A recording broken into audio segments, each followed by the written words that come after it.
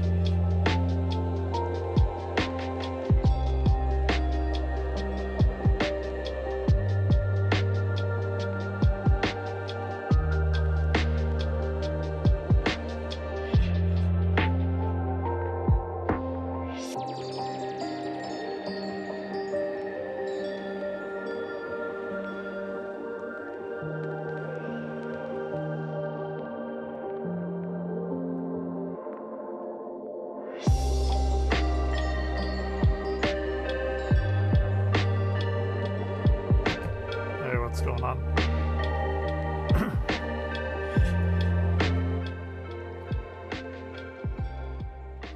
I'm gonna playing Disco Elysium tonight, I think.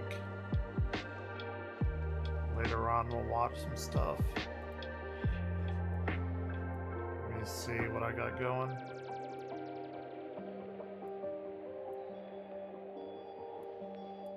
Don't have anything really planned for tonight.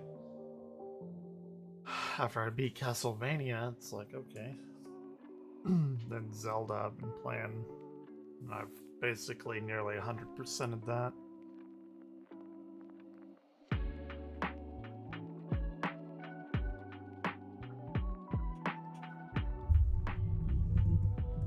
I did get something I'm gonna try. I haven't opened it yet. It's probably gonna be fucking disgusting.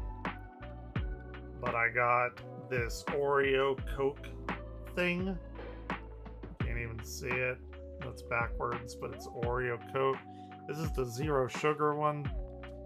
I couldn't find the regular one. It's probably gonna be god awful, but who knows? I got it on Monday. I got it about 4 days before it came out, and the game's about 25 hours, 100%. So it's about as long as any other 2D Zelda game.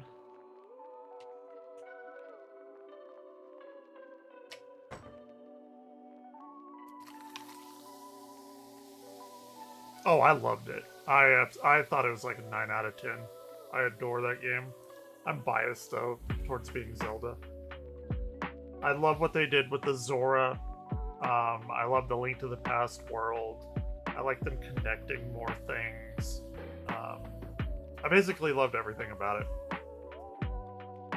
Yeah, my sister got those. She said they taste like ass and toothpaste were mixed together.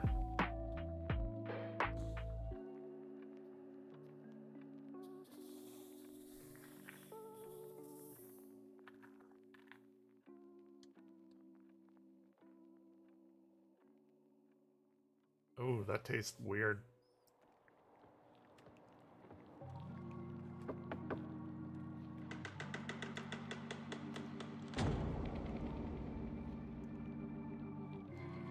It kind of goes in a vanilla Coke kind of way, but then like right as you think you're gonna you think you're drinking vanilla Coke, it kind of curves into this weird, I don't know, like chocolatey Oreo-ishness.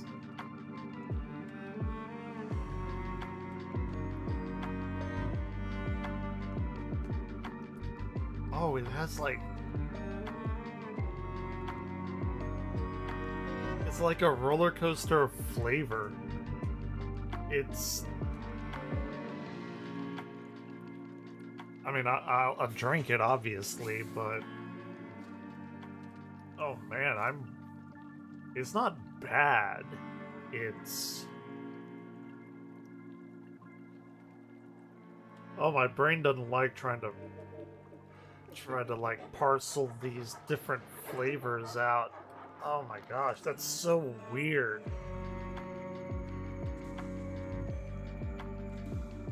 It has a distinct vanilla Coke beginning, and then an Oreo kind of chocolatey middle, and then like the aftertaste.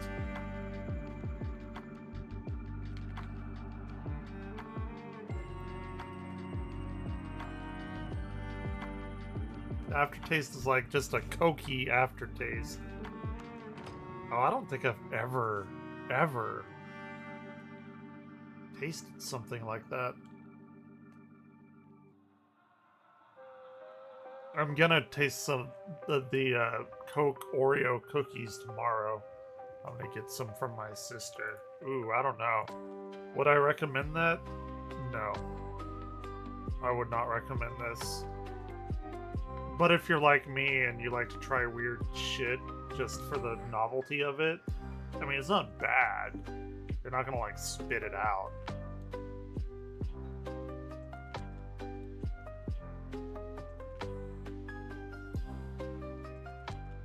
it almost tastes like an alcoholic drink too.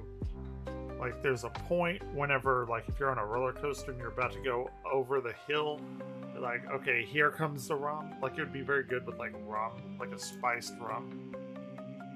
I think that would make it really good. But yeah, okay, well that's what that is and tastes like. Interesting.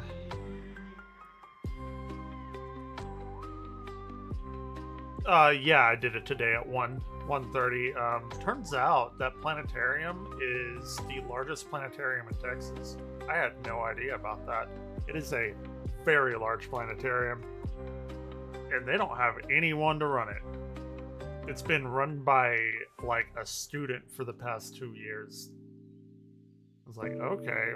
They apparently have a couple of people there interviewing. I won't know until like 2 weeks, week and a half from now, 2 weeks. They said, I don't know. It would be a very cool job though. That's a huge fucking planetarium. Like I had no idea we had that. But yeah, it was intense. There was about 8 people there, all like the higher ups from the college, and I've done interviews like that, but it's like, oh, okay. Yeah, it's always very intimidating, but I go in there. I'm never like really nervous. I'm just me, and like if you like me, great. If you don't, you know, it's I'm me. I can't be anyone other than who I am, you know. So it's the same like mentality I take when I'm streaming. If you like me, fine. If you don't, there's thousands of other streams out there. I bring the unique quality of me, which is it's not a big selling point, but you know, I know what I can do and I know what I can do well. Yeah, it's like so awesome. Like public viewing sessions, Star Tours and stuff. I mean, it was like an IMAX. It like seats 200. That's huge. That is like ridiculously huge because when I worked at SFA, where I went to college, I worked at the planetarium there. That was like in 70, 60, 70, 80 people that it sat, whatever. I'm not an English major. Yeah, this place was crazy, and apparently, so they got like a bunch of money from COVID and built this thing, and then the person like trained one of the students who was still there. She's like 21. She obviously is like really into astronomy, and the guy retired. And so like it's a joint thing between the museum. There's a museum there in the college, and like the guy retired after like right as soon as they built it, and like that's it. The like head of the museum has been kind of the caretaker of it, the Denethor, if you will. If you're like Lord of the Rings person.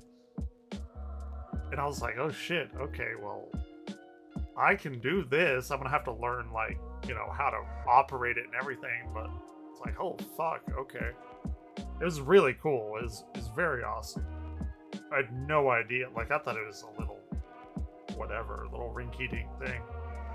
But yeah, anyway, there's a few Vintage 8 things that I wanted to watch, and then we're gonna go with Disco Elysium. Apparently Disco Elysium, I forgot who told me to play that. It is the highest rated computer game of all time according to Metacritic. I did not know that. I've only ever heard of Disco Elysium here and there. It is literally the highest rated computer game ever. It has like a 97. That's ridiculous. I have no idea what the game is about either. It's like, okay,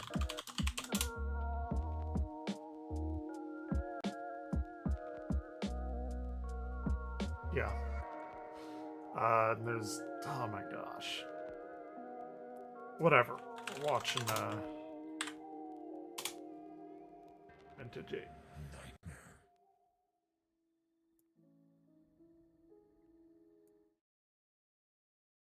Let's see. A $500 feature film? How I made a $500 feature film only to discover I should have made a YouTube series instead. Ooh, that would be really interesting.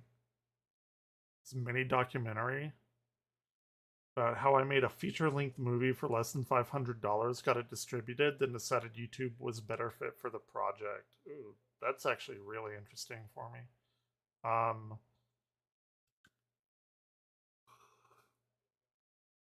The Vintage 8 Saga? What is this? He's oh shit, he's like reorganized his channel.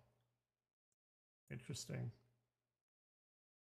Yeah, we got some They Will Thirst No More videos to catch up on. Yeah. Yeah, one day ago. Yeah. They Will Thirst No More to War and Challenge Accepted. Yeah. I haven't watched this. I don't know why it says I have. I haven't. So.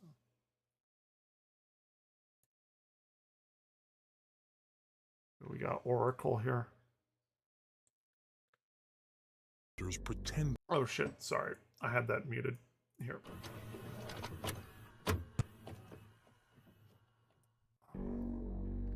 So weird. Brothers and sisters, we are at war with monsters pretending to be angels. They seek to sever us from our one true purpose, the I. We must not allow this to happen. We must destroy this threat. It is our duty to save all those we can, allow to find a place with the I. But so the angels, I assume, are like, you know, the virus or whatever coming down from space. I think that's what they mean by the angels, and the I is like the oracle that's been tasked to save the planet or whatever. But if they won't listen to reason, then they will be offered to the fallen one as a sacrifice, where they can learn firsthand the error of their ways. Make no mistake, we will not stop until the Elijah Fellowship and their false prophet have been wiped from this earth. Fellowship. And to those that dared to build on the land where the eye fell, every trace of them shall be swallowed and returned to the earth. Fight, my friends. Fight as if your lives and your eternity depend on it, because it surely does. Honor your vow. There is no place for them in the backward eternity. They will thirst no more. Okay. Coming up on 7 News Nightcast. Residents are taking a stand against crime. I'll have that story. The town of Woodworth awaits the return of a former hostage. And in sports, the high school playoff picture is complete. 7 News Nightcast is next. Louisiana's picking up. Tell everyone you meet. We're cleaning up our coastline and our business city streets. It's so well done. This is exactly what it feels like watching TV in the 90s. Yeah. The time for words is ended. Thy stench hath risen up into our nostrils. It is an offence too long endured. Thou hast dealt cruelly with our kin, and thou hast trespassed upon our lands. No rest shall be given thee, no respite shall ye find. We come to bring thee death. Thy works shall we tear asunder, thy children shall we consume with fire. Thy thralls shall be delivered from thy hand, and thou shalt know only pain. Thou shalt drink of the bitter waters, and taste naught but salt.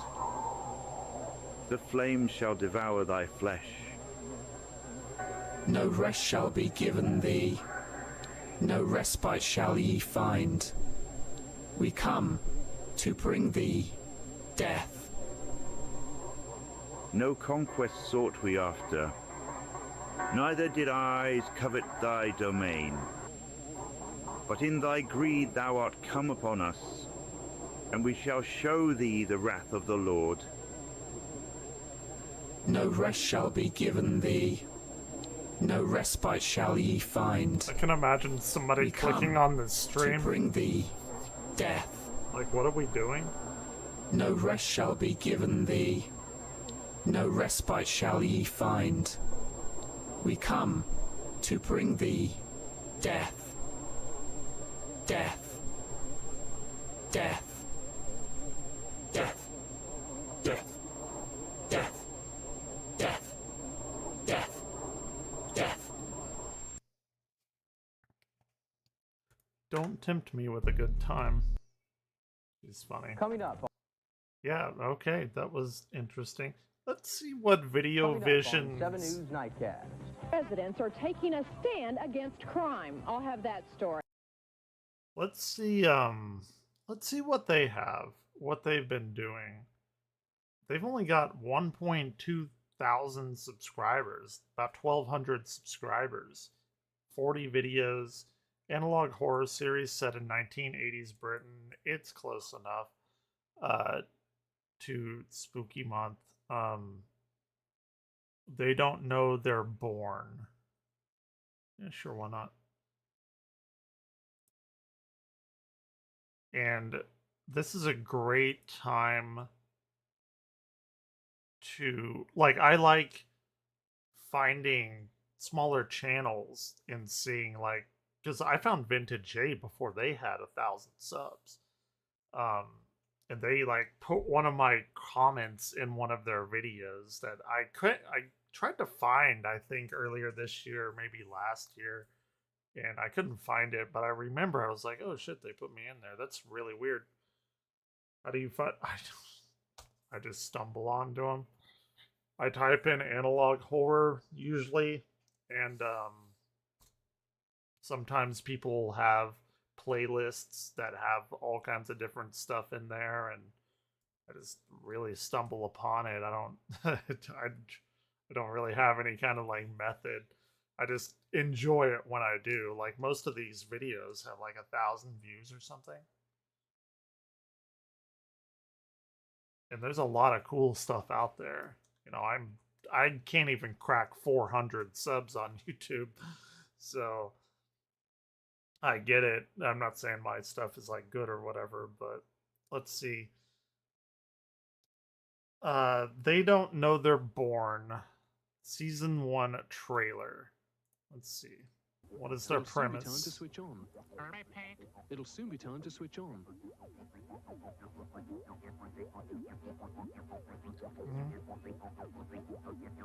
So we're going international too. Yes, Channel 4 television starts on Tuesday.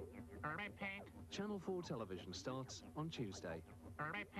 Channel 4 television starts on Tuesday.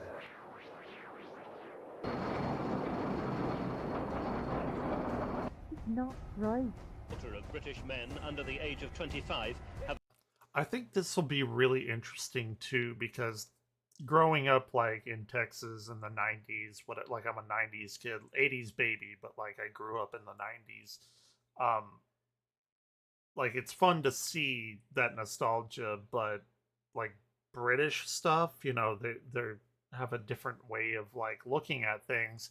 I'm very curious to see like what 80s, 90s vintage stuff looks like in Britain at the time. Like, I have no idea. A conviction for something more serious than a motoring or offense. London or whatever. Hits harder still. Over in Europe. 1 in 7 has no job. 3 small children found a badly decomposed body. Well, he wanted to be a star. The RAF station of the Valley on Anglesey. Mountain rescue teams had tried desperately to reach the stranded train on foot.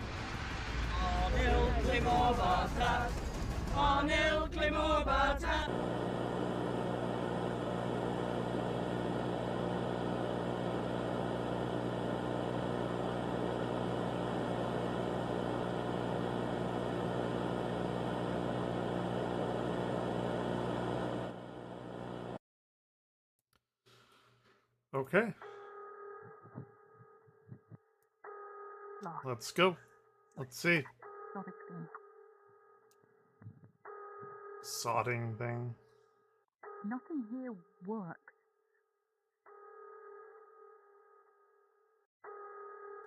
Not gonna get another chance. So this is They Don't Know They're Born. This is analog horror stuff. My name is Dr. Rachel Hamilton. And I am a senior consultant currently working for the Atavist Foundation. And I am about Spooky stuff. to die. Ooh, aren't we all? Oh, you will have to excuse me. I've helped myself to more than a fistful of lorazepam. Ooh, I like If I'm lorazepam. going to die, I would much rather get as far from compos mentis as is humanly possible. I'm assuming this is where all these weird things are going down. The extract from the creature works. Bloody hell does it work. But it's not worth it. Nope. It's not worth it. We'll see. It doesn't take. They go insane.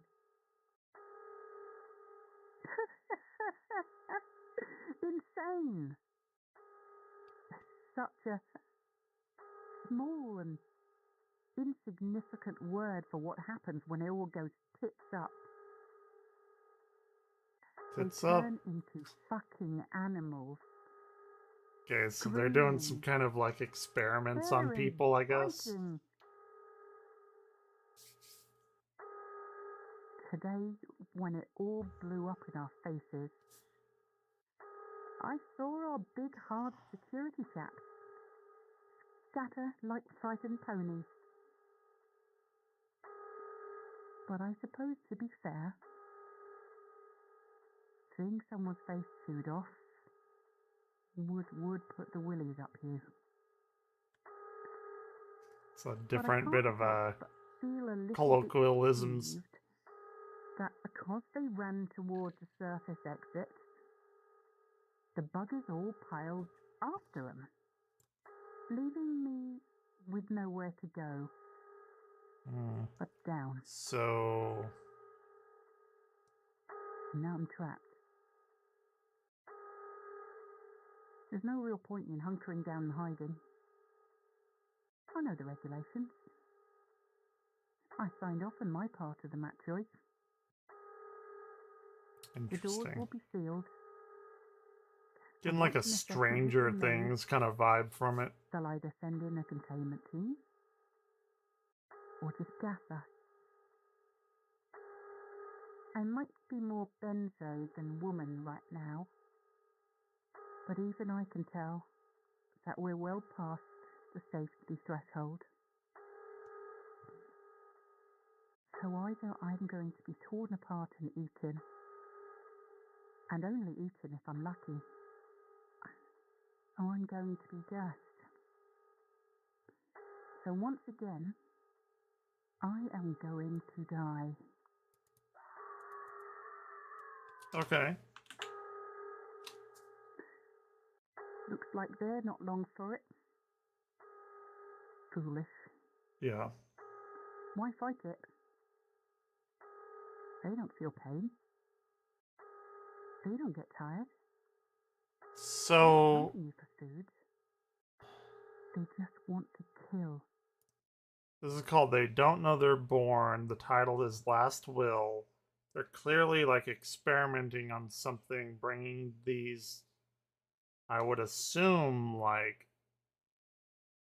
I don't know, maybe bodies of things that don't have souls that are just going fucking insane. It's just preliminary, me trying to like think through this in my head. And these people ran out and they said that they just were chasing them. Oh, I love the new Zelda game. I beat it a couple of days ago. I got it about a week before it came out. And yeah, I basically 100%ed it. It was pretty damn great. I loved it. I love what they did with the Zoras and everything. and how they like connected the worlds and stuff. But with this, yeah, this is what I'm thinking is what's going on. But yeah, Zelda game's Better fucking to hold amazing. up and find a nice quiet spot to die, I say. Right? I wonder if this is what it was like for Scott in the Antarctic. It's like playing a There were minion moments build must in have Diablo. known they were going to die. But many moments, probably. And I mean, right at the end, did they just let the cold take them? Was that a conscious decision? The cold? I think they were found just there in their sleeping bags in their tent. Interesting. I think they did what I did. They found themselves a nice spot, made themselves dignified and presentable, and just went to sleep. Dad has Local 58 vibes all over it. The contingency Does that plan. make me a coward? The locals are getting restless, it seems. Again, I feel we're rather aggrieved to be gassed like a used-up laboratory rabbit. Laboratory. Mostly because the Laboratory. bastards won't give me a second thought once they've cleaned up. The thing is, I could make my problem go away. Yeah, Space Marine 2 is fun. Little panel here. Triggers the Master 5 system. I need to play more of it. I flick a switch. All the automatic doors open right up. I'm gonna start Disco Elysium here in a minute. Heavy one right at the surface. Nice. Not mine though. Yeah, you were telling me that. That's fine. Yeah, sweet. But the ghouls in leadership, who've no doubt gathered by now, to have a gander at all the commotion and to provide leadership, would get a nasty surprise.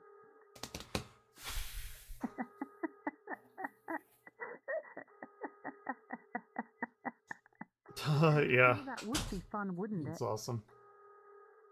That would serve Oh, thanks. them. My God. What have I done? You fucked up. You released Oh, hell. forgive Told me. her I could arrange my... Yeah. Yeah, that's cool, yeah. That's always fun. Oh, it just kind of shuts off there, huh? Okay. Well, I just wanted to get a little dip of that and see what it is. Interesting. We'll definitely set a night for that. Go ahead and give them the like and sub. Yeah, let me put the video here just for my own sake. If anyone, for whatever reason, watches this. Oh, the stream Dead Rising. Alright. I'll be here. Yeah, I think we're gonna boot up Disco Elysium. That was pretty good.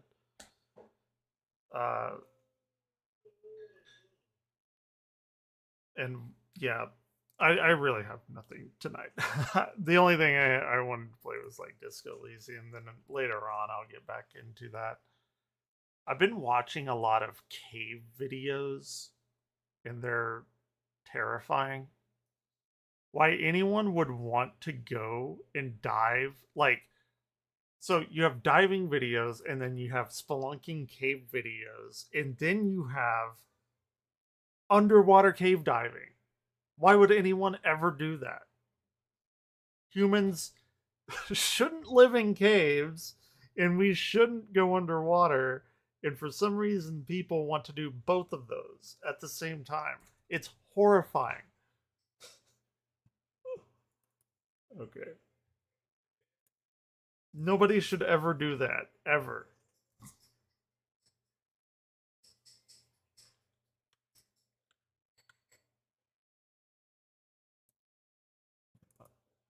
Alright, we're gonna see what this is. I've been told by multiple people to play this. It is the highest rated computer game on Metacritic. I don't really know what it is. I think it's some kind of like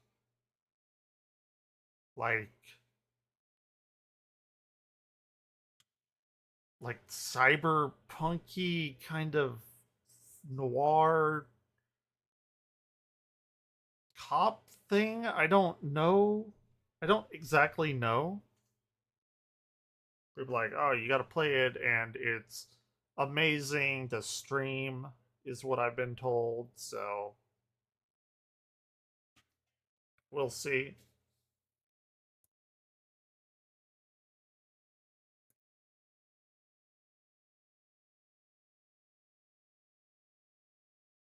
This is the first time I've booted it up, by the way, too. So if it's bad, then I don't know if it works or not.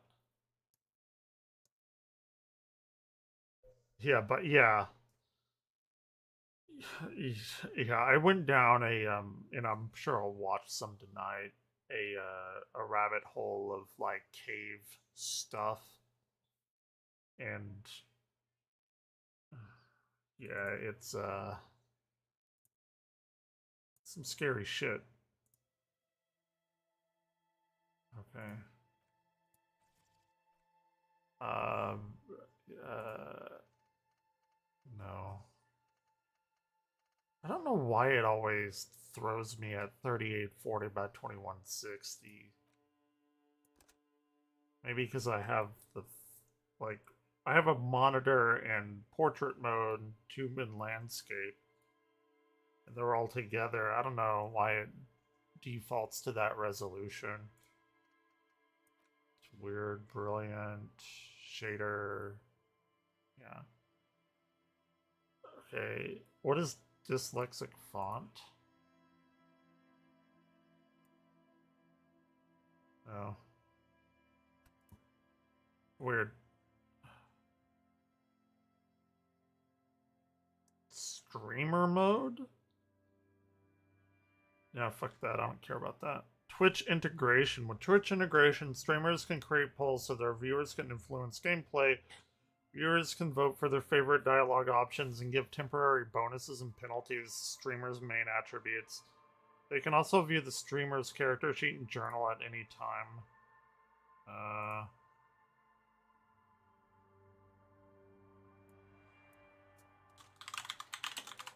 I guess this is why people said this would be a good Twitch thing. I don't know. We'll see. If it'll even work. I don't really know how to... I probably should have set this up earlier. Extensions, maybe? Disco... I don't know what Twitch token is.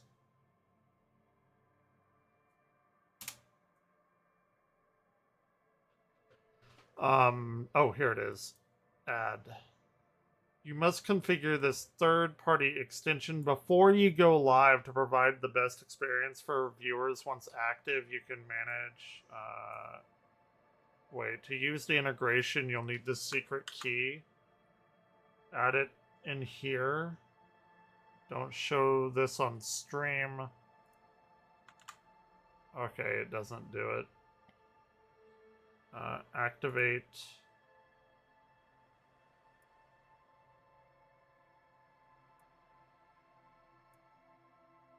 Set as overlay 1, I guess.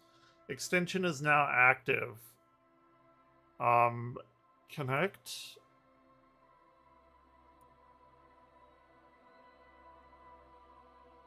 I don't...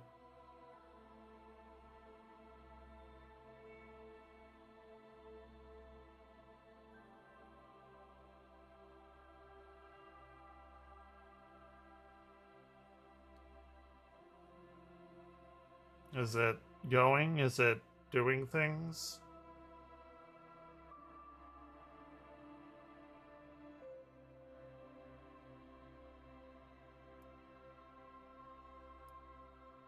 Twitch working, connecting. I may have to you know what I can do? I can turn it off and on Twitch. I think I can do that without messing with the YouTube stuff. Let me try that.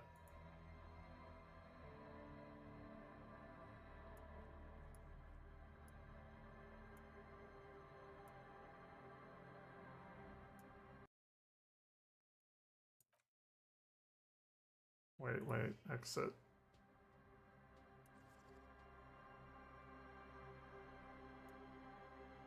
Still says like connecting.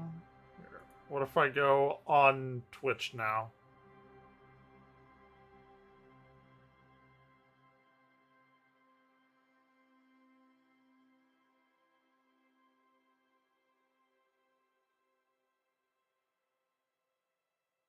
Is it on here? I don't know if it's working or not. If it doesn't, we'll have to do it later or something. So I just want to play the game. Select an archetype. Create my own character. I can be one of these. Physical, sensitive, a thinker. So you have like psychological stuff. Very bad with people. Extremely intelligent. Very bad with people. Knows interesting facts. Comes up with original ideas. Yeah, I don't know if I'm very bad with people, but very psychological, a magnetic personality, but unstable. Might begin to lose his mind. Well, it's clearly not that. If it were to be anything, it would be the thinker. Personally.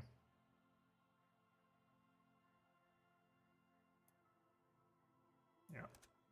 I guess we'll go with the thinker. Don't know. The Furies are at home in the mirror. It is their address. Even the clearest water, if deep enough, can drown.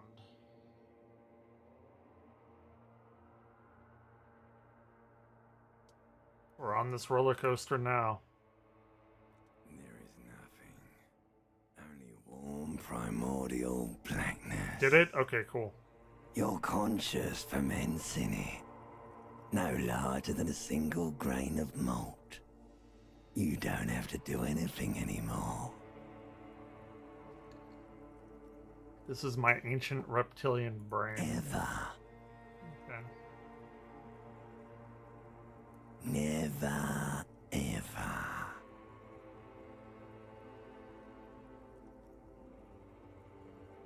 Never, ever, ever, or simply keep on non-existing?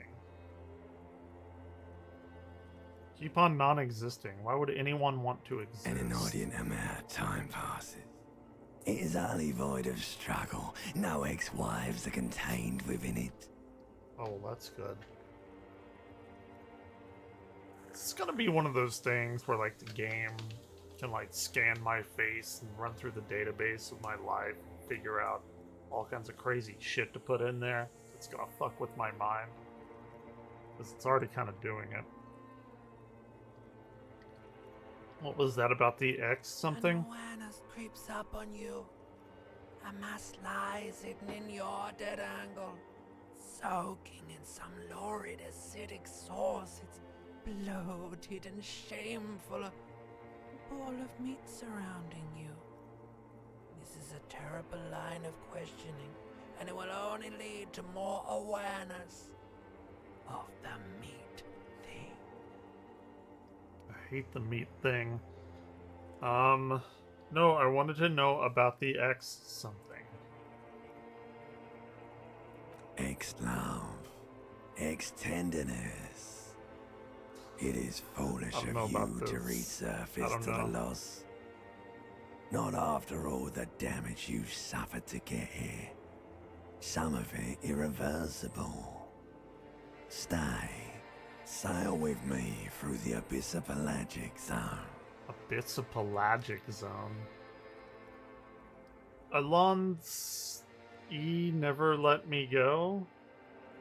Or, no, I want to get off now. I like pain and burning light and wanting things from people who don't want to give them to me. Okay. Does it, like, pop up with, like, options or something like it said? Because I know that happened on Baldur's Gate when I streamed that. I want to...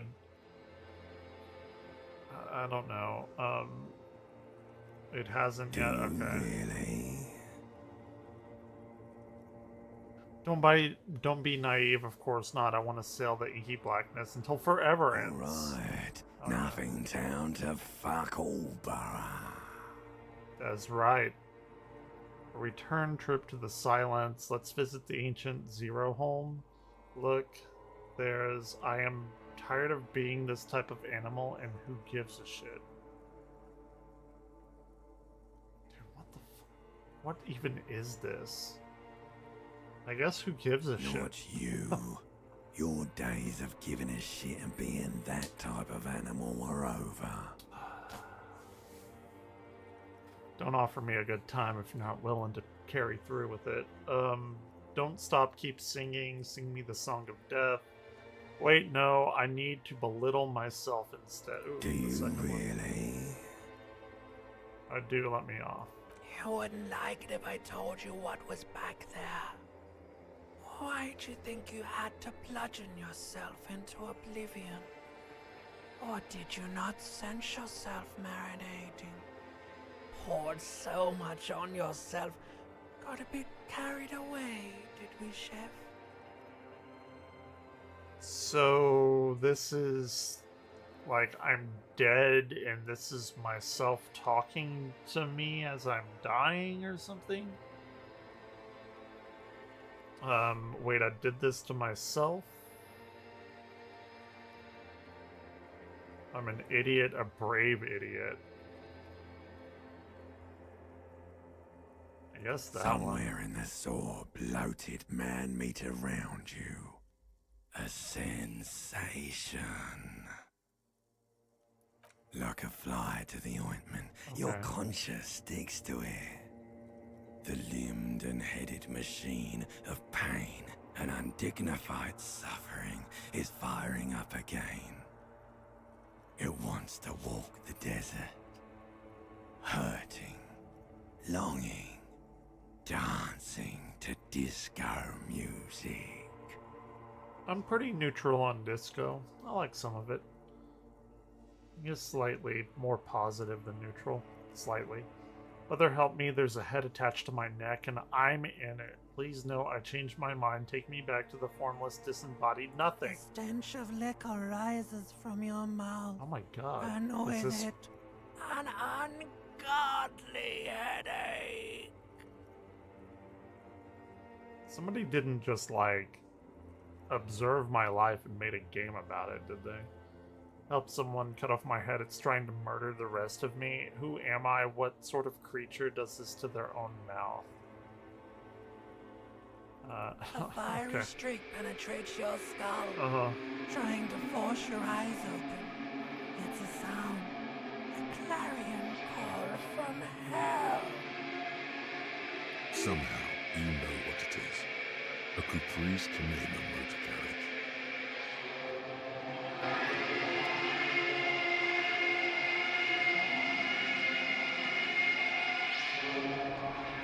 Oh, I've been there. Oh, I've been there every day for like the past 5 years. Okay. So, oh my gosh, this looks like fucking everywhere at the end of time. That's my character? Okay. That even looks like me when I'm just completely fucking shit-faced. And naked, which is most of This the time. fan has two chain pull switches. One ends in a tiny fan, the other in a light bulb. A truly horrific necktie has somehow attached itself to one of the blades. Do you get the option now? Is that a thing that's happened? Savoir-faire. This is a white check. Pull on the fan, pull on the light bulb, leave. Is it not, like, I'm kind of curious on if it's still... It still says connecting the server. Don't know.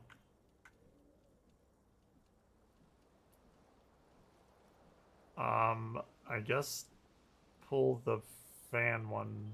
It doesn't work, didn't come up. Okay. I don't know how to, like, fix that or not. The blades come squeaking to a halt. It should be easier to reach the tie now. Grab the tie.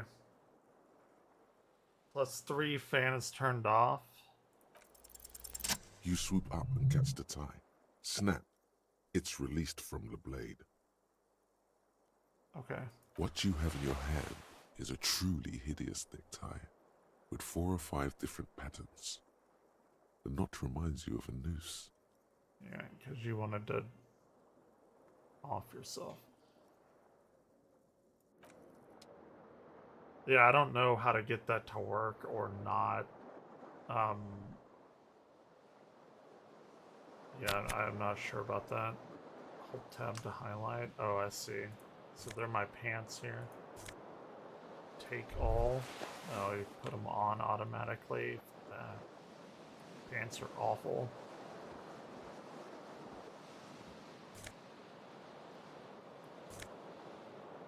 You hear a jingle. Keys are clinking in the pocket of your flare-cut pants. It says whirling in rags on the aluminium key ring. There is a single key on the ring.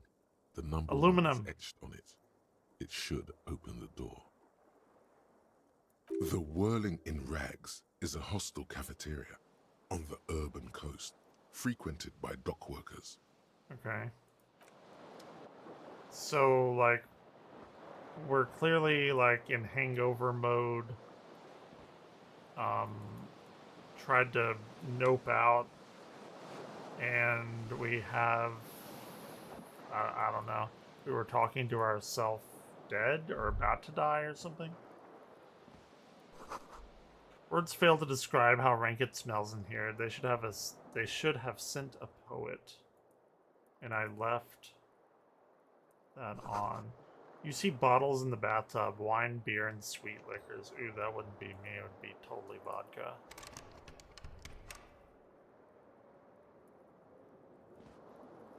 Wait, what is that? Surely that's not a door to the outside, right? That's gotta be like a closet or something. I can't even go in there. That would be so weird if, like, the door to get into your apartment was, like, connected to the bathroom.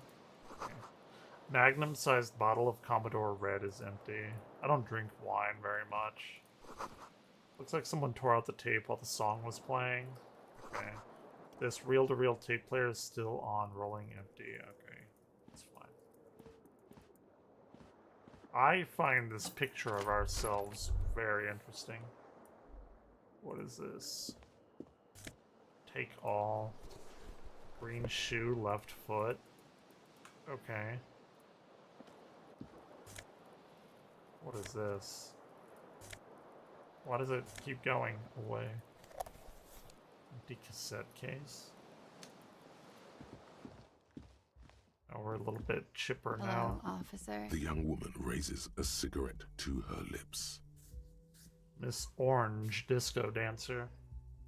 Her eyes are brown and her face is speckled with birthmarks. She can't be more than 28. Officer, my military personnel, turn your bloated face away from her beauty and just keep on walking. Leave. Yeah. Calendar says it's March, the year is 51. 51.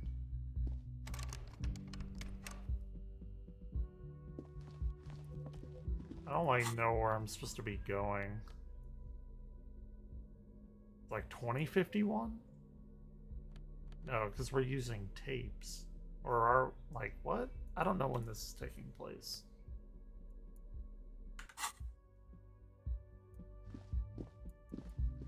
What's that?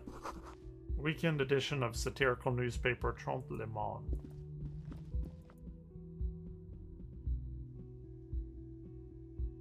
Buy new thought cabinet slots. This is such a weirdly, like, odd looking game.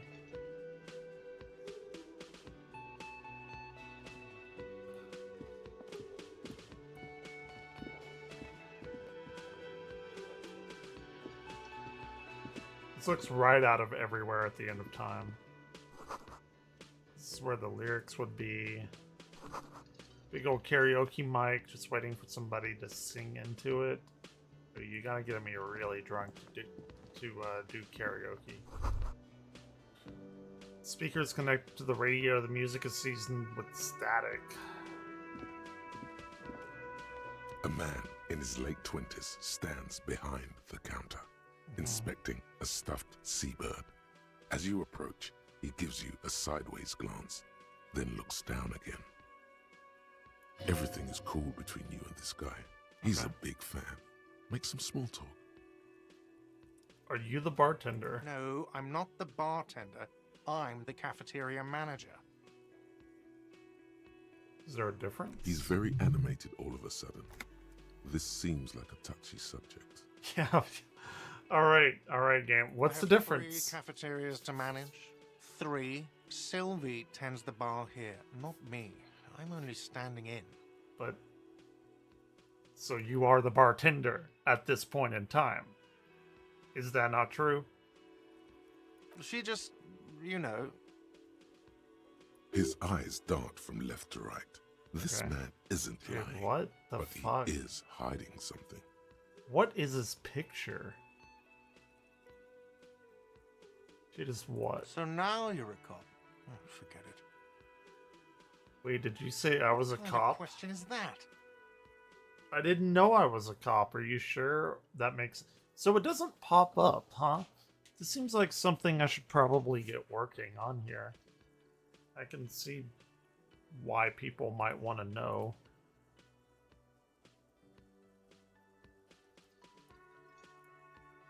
Interesting. Like, why people would want to watch other people play this. And it just doesn't pop it up, huh? That makes sense. Ever since I got up, I felt something in me. Look at your hands, feel it flowing through your veins. Now I know it's the law. I can't be a police officer. This is insane. Nothing. I just wanted to hear you say it. Are you sure? I don't know. Am I? Taking stock of your copness and finding Not it lacking. far from here, a 34-year-old man called Jean-Vic Mir reluctantly picks his facial hair while a dark-haired woman in an officer's suit waits for an answer. A typical police station morning hums in the background. Telephones ringing, the whir of a Rolodex. Okay. Have you seen the way he dresses? The man asks. It's like he's not even a cop anymore. Shows up in here looking like a clown, reeking of alcohol, screams at everyone. I'm done with that guy. Let him sort it out for himself.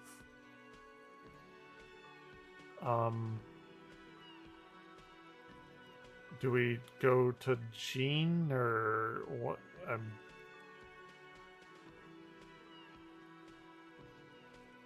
I don't know, like, what is happening right now. You should totally sing karaoke here, the first chance you get. Your emotions need to be expressed.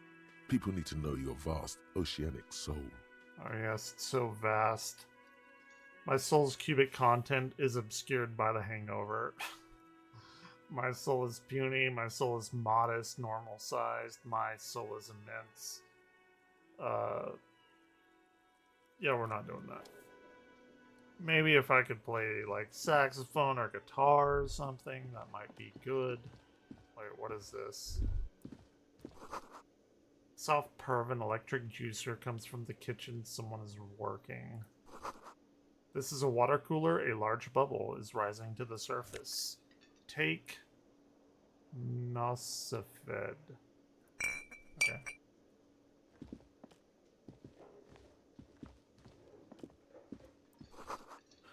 Inside, you catch a glimpse of Union paraphernalia, strike posters, and red pennants. Alright. Sign reads, Mess Hall reserved for Union members. Door opens at 16 o'clock, 4 o'clock, 4 p.m. Royal pinball machine is unplugged. Plug that bitch in. I love pinball machines. I would love to own a pinball machine. They're incredibly expensive, though. Like a real one. A bespectacled man in an orange bomber jacket is tapping his foot on the floor. Looks like he's waiting for someone. As you approach, he narrows his eyes and extends his hand in greeting. Okay.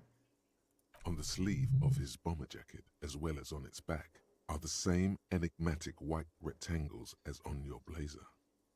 Shake his hand. Hello. I'm Kim Kitsuragi, Lieutenant, Precinct 57. You must be from the 41st. You realize he's waiting for your name. Conceptualization, medium, invent a name for yourself. So this looks to be like a 2D6 kind of system, it seems. It cannot be retried because it's red. And I guess I have a high chance of winning. How do they...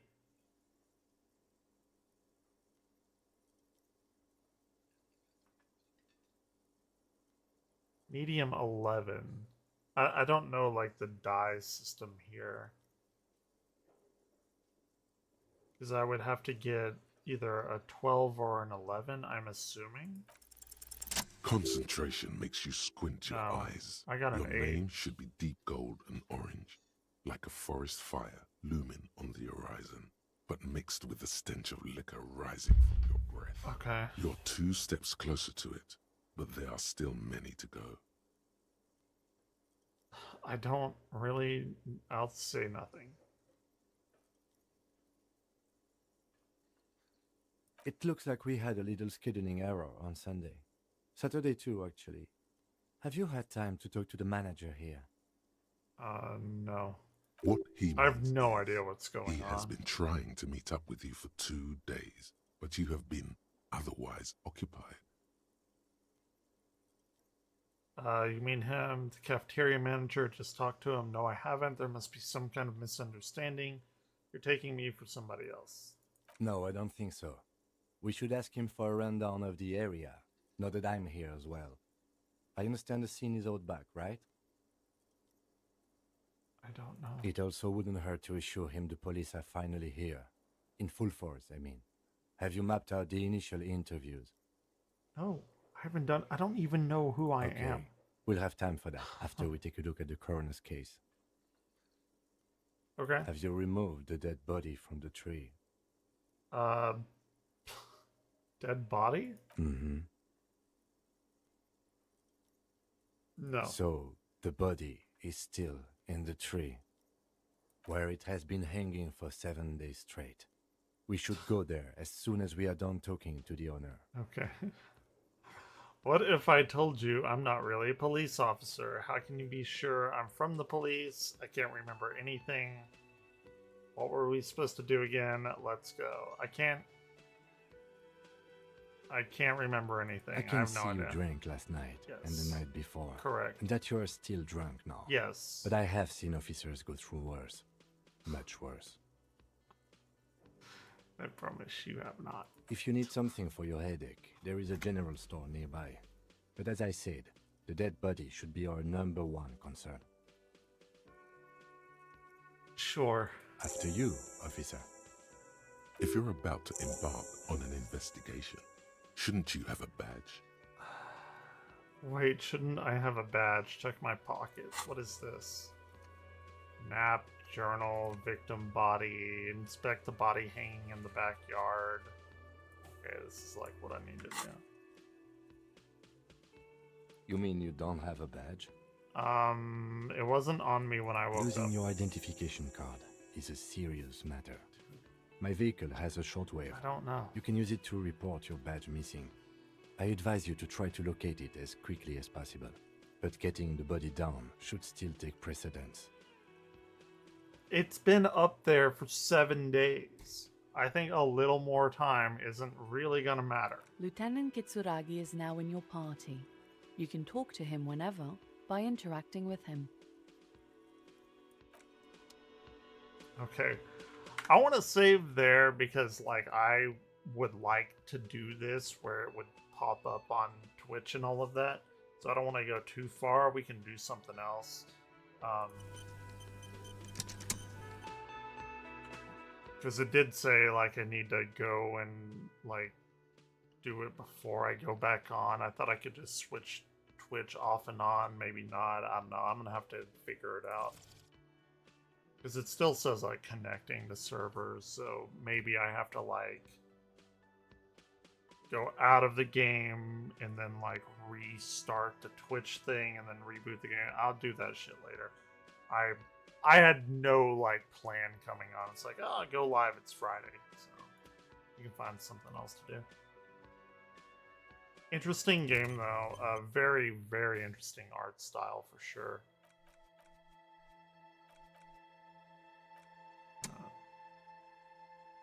I like the little music note. That's always good.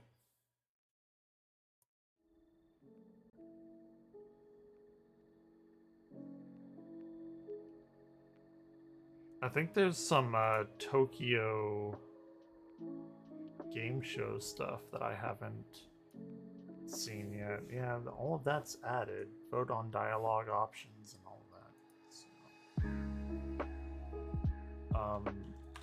yeah, let's see what I've missed on YouTube. So we watched the Xbox one last night. What are Wings and Boogie doing now? Why did they come off the thing? What are they doing? He's already going to bed? It's only like 9. I watched them earlier. Jesus Christ. There's gotta be a way to make this bed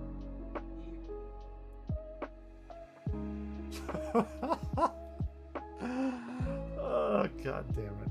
People think it's fucking weird that I have a blankie go suck my dick about it. What? Why is he sleeping at 9? I mean, it's like 10 there. What the fuck? Okay, Tokyo Game Show.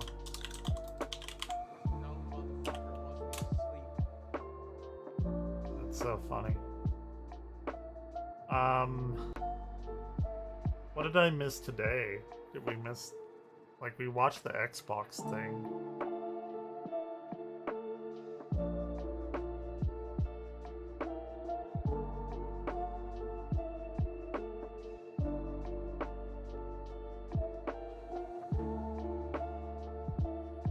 That Threads of Time game looked pretty good. Or is... September... I thought this, like, just started yesterday. Was it, like, all of this week and I missed, like, everything? Because I was blasting through Zelda.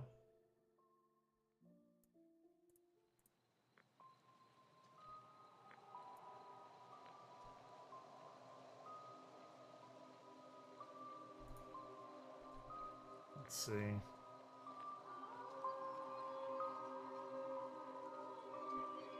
Yeah, okay. I can't read Japanese. So I don't know what any of this is.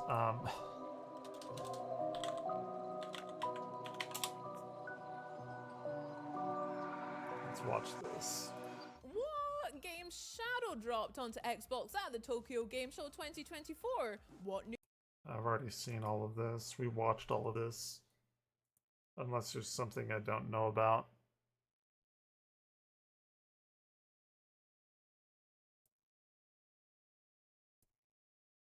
Okay, this isn't what I wanted. Alright, well, never mind. Let's see.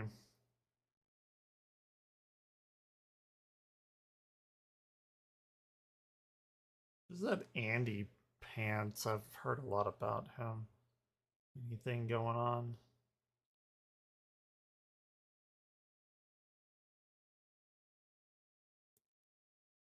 Fantastic. The makers of The Day Before are back. Everyone deserves a second chance. We deeply apologize to everyone for The Day Before and take full responsibility for what happened. Check out our plan, Fantastic 2.0, where we share how we'll fix our past mistakes and are preparing to return better. You What is really The Day need to get Before? sued. I cannot believe you had the audacity. Was that like a zombie game that they...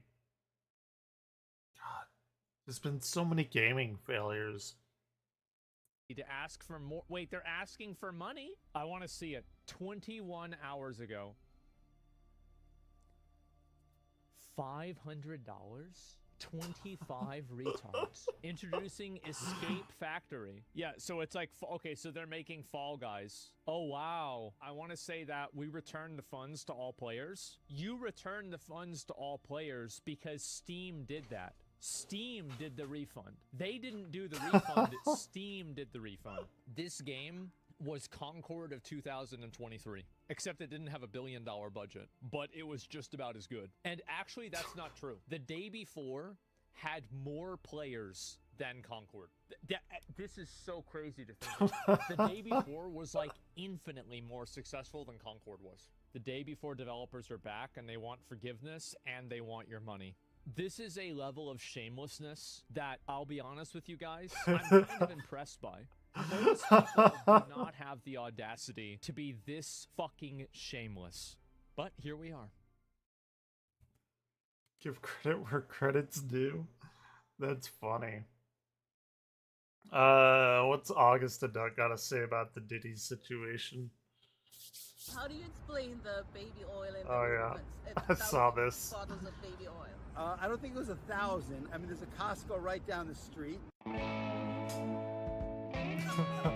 Well, guys, I figured it's probably about time, right? For the last week or so, one single man and his actions have been terrorizing the internet, and considering the fact that I sometimes talk about real things That's on a this lot of channel, baby oil. I thought I should see what all the hubbub's about. Yeah, we're talking about Diddy. Now, if you don't know who Sean Diddy Combs is, go ahead and click off this video for me, okay? I'm sorry, I know normally I would try and do a recap, give you some context, but I mean, if you don't know who Diddy is at all, that's honestly kind of impressive, and you should just keep that as part of your personality rather than have it ruined by the things you're going to hear today, okay? I'm looking out for you. But if you do know Diddy, then you're probably sick of hearing about him at this point. For the last few weeks especially, and really the last 3 or 4 months if you're considering the whole timeline here, I don't think there's been a single name I have heard more times over the last 10 days than Diddy. Now, if you know who Diddy is, but you somehow don't... I have only been, like, tertiarily looking at this.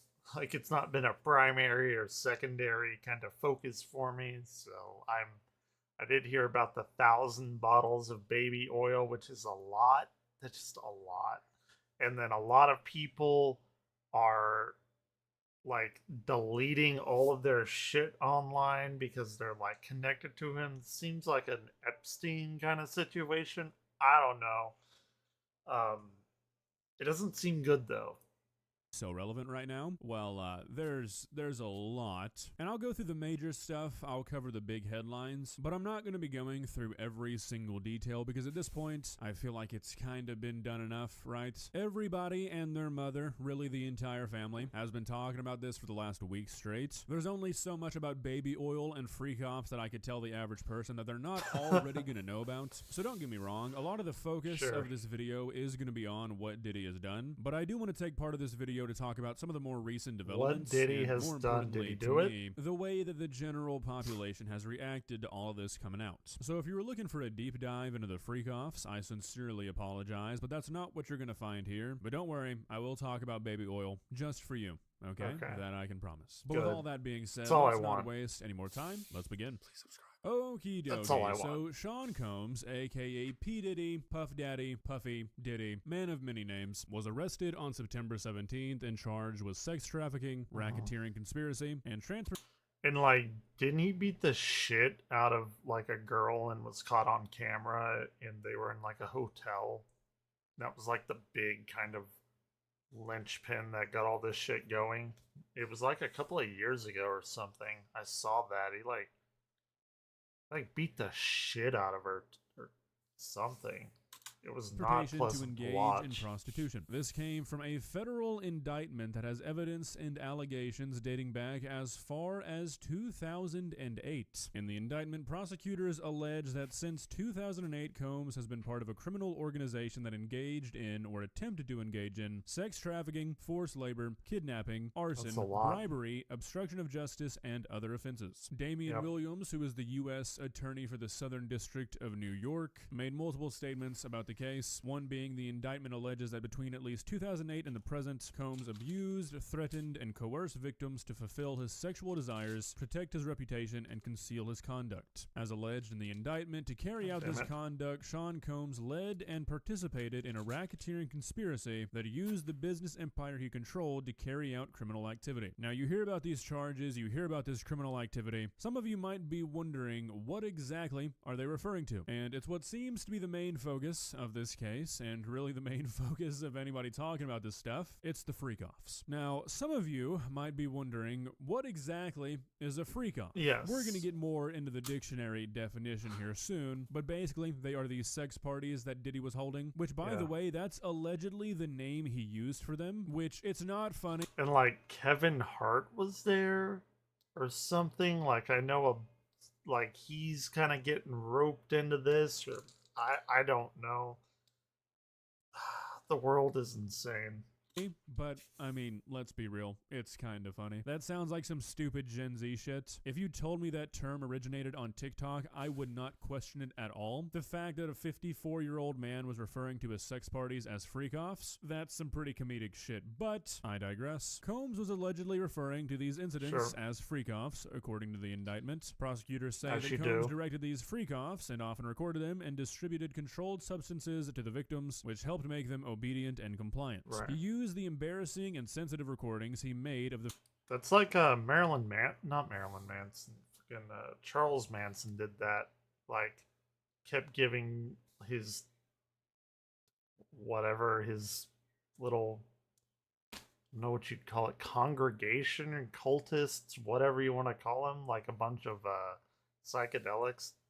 The freak-offs as collateral against the victims. And the indictment alleges that he maintained control over the victims in several ways, including by giving them drugs, by giving and threatening to take away financial support or housing, by promising them career opportunities, by monitoring their whereabouts, and even by dictating their physical appearance. The victims didn't believe that they could refuse Combs without risking their security or facing more abuse. Prosecutors also accused Combs of carrying or brandishing guns to intimidate victims and threaten victims and witnesses. Upon raiding Diddy's home, they found firearms and ammunition, including 3 defaced AR-15s and a large capacity drum magazine. This article doesn't mention it, but they also seized various kinds of drugs, videos, and more than 1,000 bottles of baby oil and lubricants. There it is. Which I find kind of strange, because baby oil is a terrible lubricant. I know for some reason that's like a hot topic, but if you're using baby oil for lube, your shit's fucked up. If not, it will be eventually. But I mean, I guess that's not really what's important here. If Diddy is convicted on all 3 charges, which at the moment seems largely dependent on who's willing to come forward, which given the size of this case and the nature of it, with what's at stake, I don't really know how likely it is that many people will. He could be facing a life sentence in prison. Now, obviously, there's more information than that. There's more nuance to everything, but I feel like what I've covered so far is enough to sort of give you the context you need to understand the why of the things we're talking about moving forward. Starting off with Diddy's lawyer. Mark Agnifilo, which is probably not how you pronounce it, it, has said some pretty interesting shit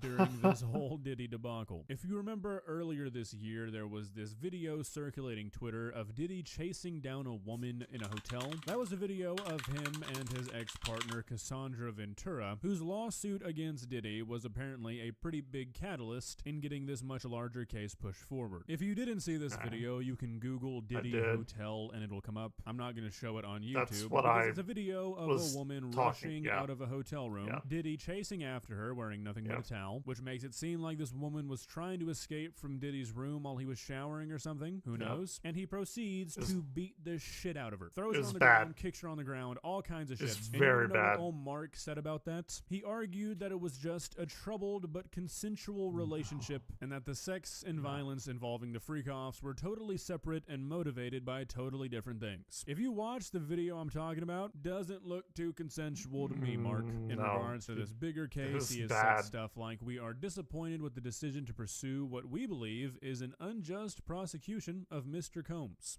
Like, if you watch that, it is hard to watch and sit through.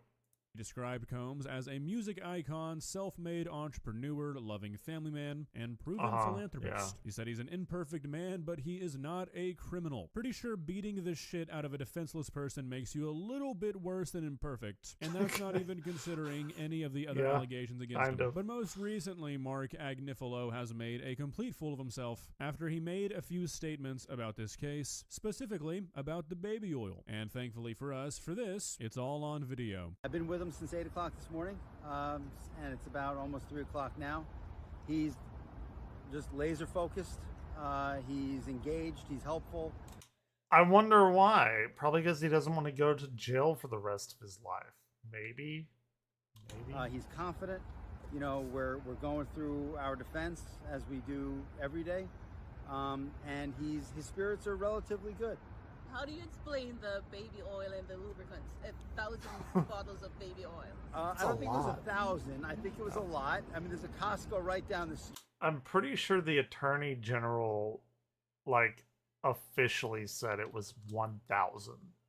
Like, in the documents. I know I said I'm not, like, super focused on this, but that's, like, a big thing. You can barely go anywhere without hearing. It's like a very official thing, like 1,000 bottles. You know, I think Americans buy in bulk, as we know. Okay, so I looked this guy up, and apparently he has over 30 years of experience in law, which I don't know what those 30 years have entailed, but to whip out the Costco excuse when you have a lifetime's worth of lubricant in your home, and you just happen to be being accused of having these massive unconsensual sex parties? Really? He just bought in bulk? That's the best thing you guys could come up with? That's insane. What makes it even more insane is that Costco was very quick to debunk this by telling sources that they don't even carry oil, so this would be impossible. You'd think nah, man, I don't know. I don't know where he got it. It wasn't here, he would though. have at least checked to see if the claim he was making was even possible before trying to feed this horse shit to the public. And you know, this is...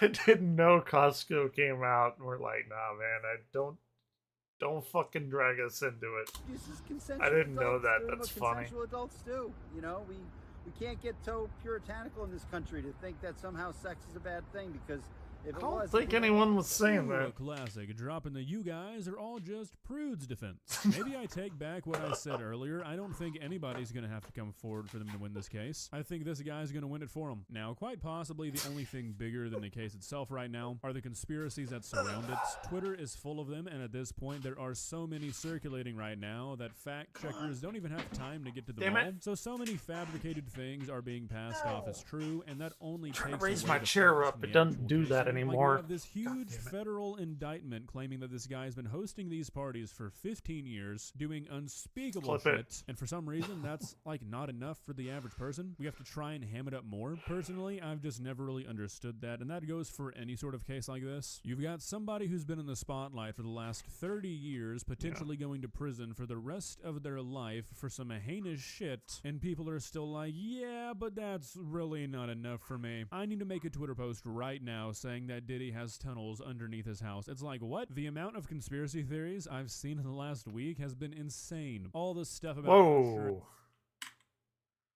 What is that? That is a fucking lion man lawyer thing. That is, what the fuck is that? That picture, it's a fucking big EverQuest guy? So, what is it, the Bashir?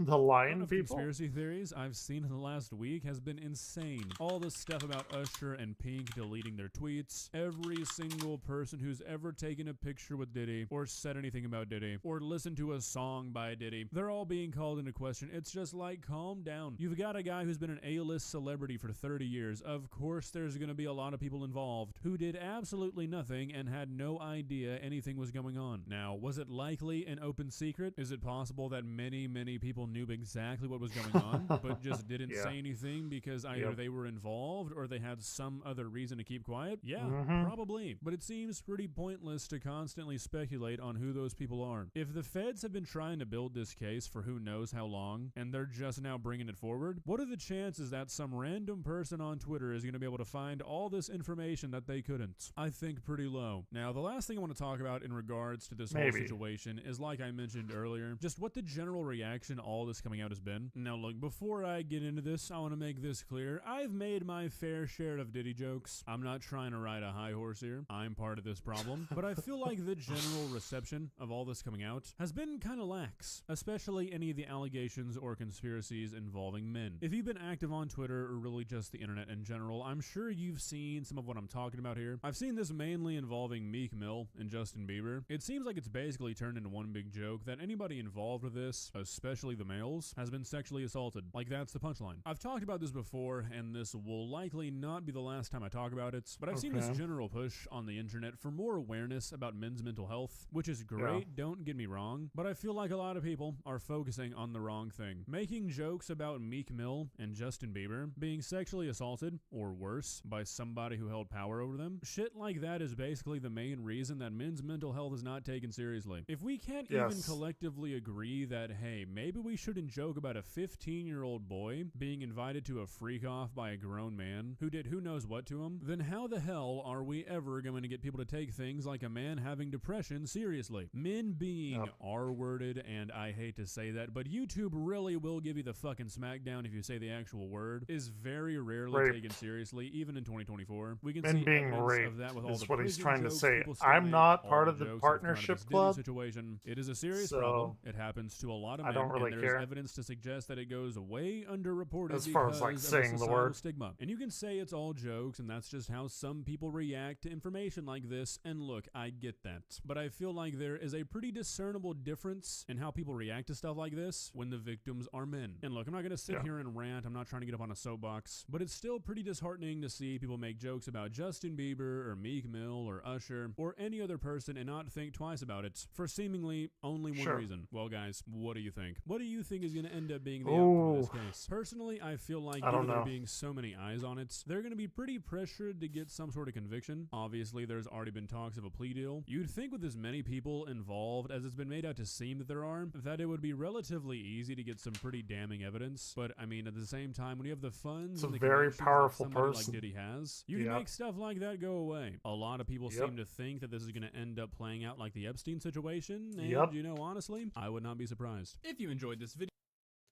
He's talking about him offing himself. Yeah, that's I don't know. What I do know is I saw that video, and yeah, throw him away, because that was a brutal video to watch, and I've seen some brutal shit. That was up there.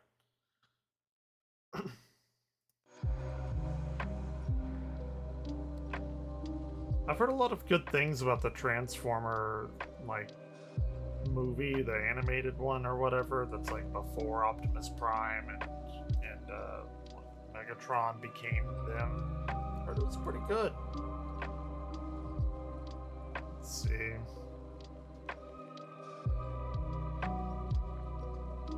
The most destructive F5 tornado? The Gerald F5 tornado? Maybe. I'll put that ad to watch later. I think I have a few things on my watch later playlist. You may go to that. Scaretober 2024. Hell yeah. And I haven't been online like all fucking day.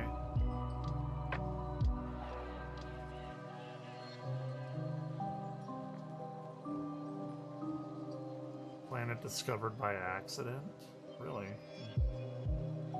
I spent many years discovering things like that.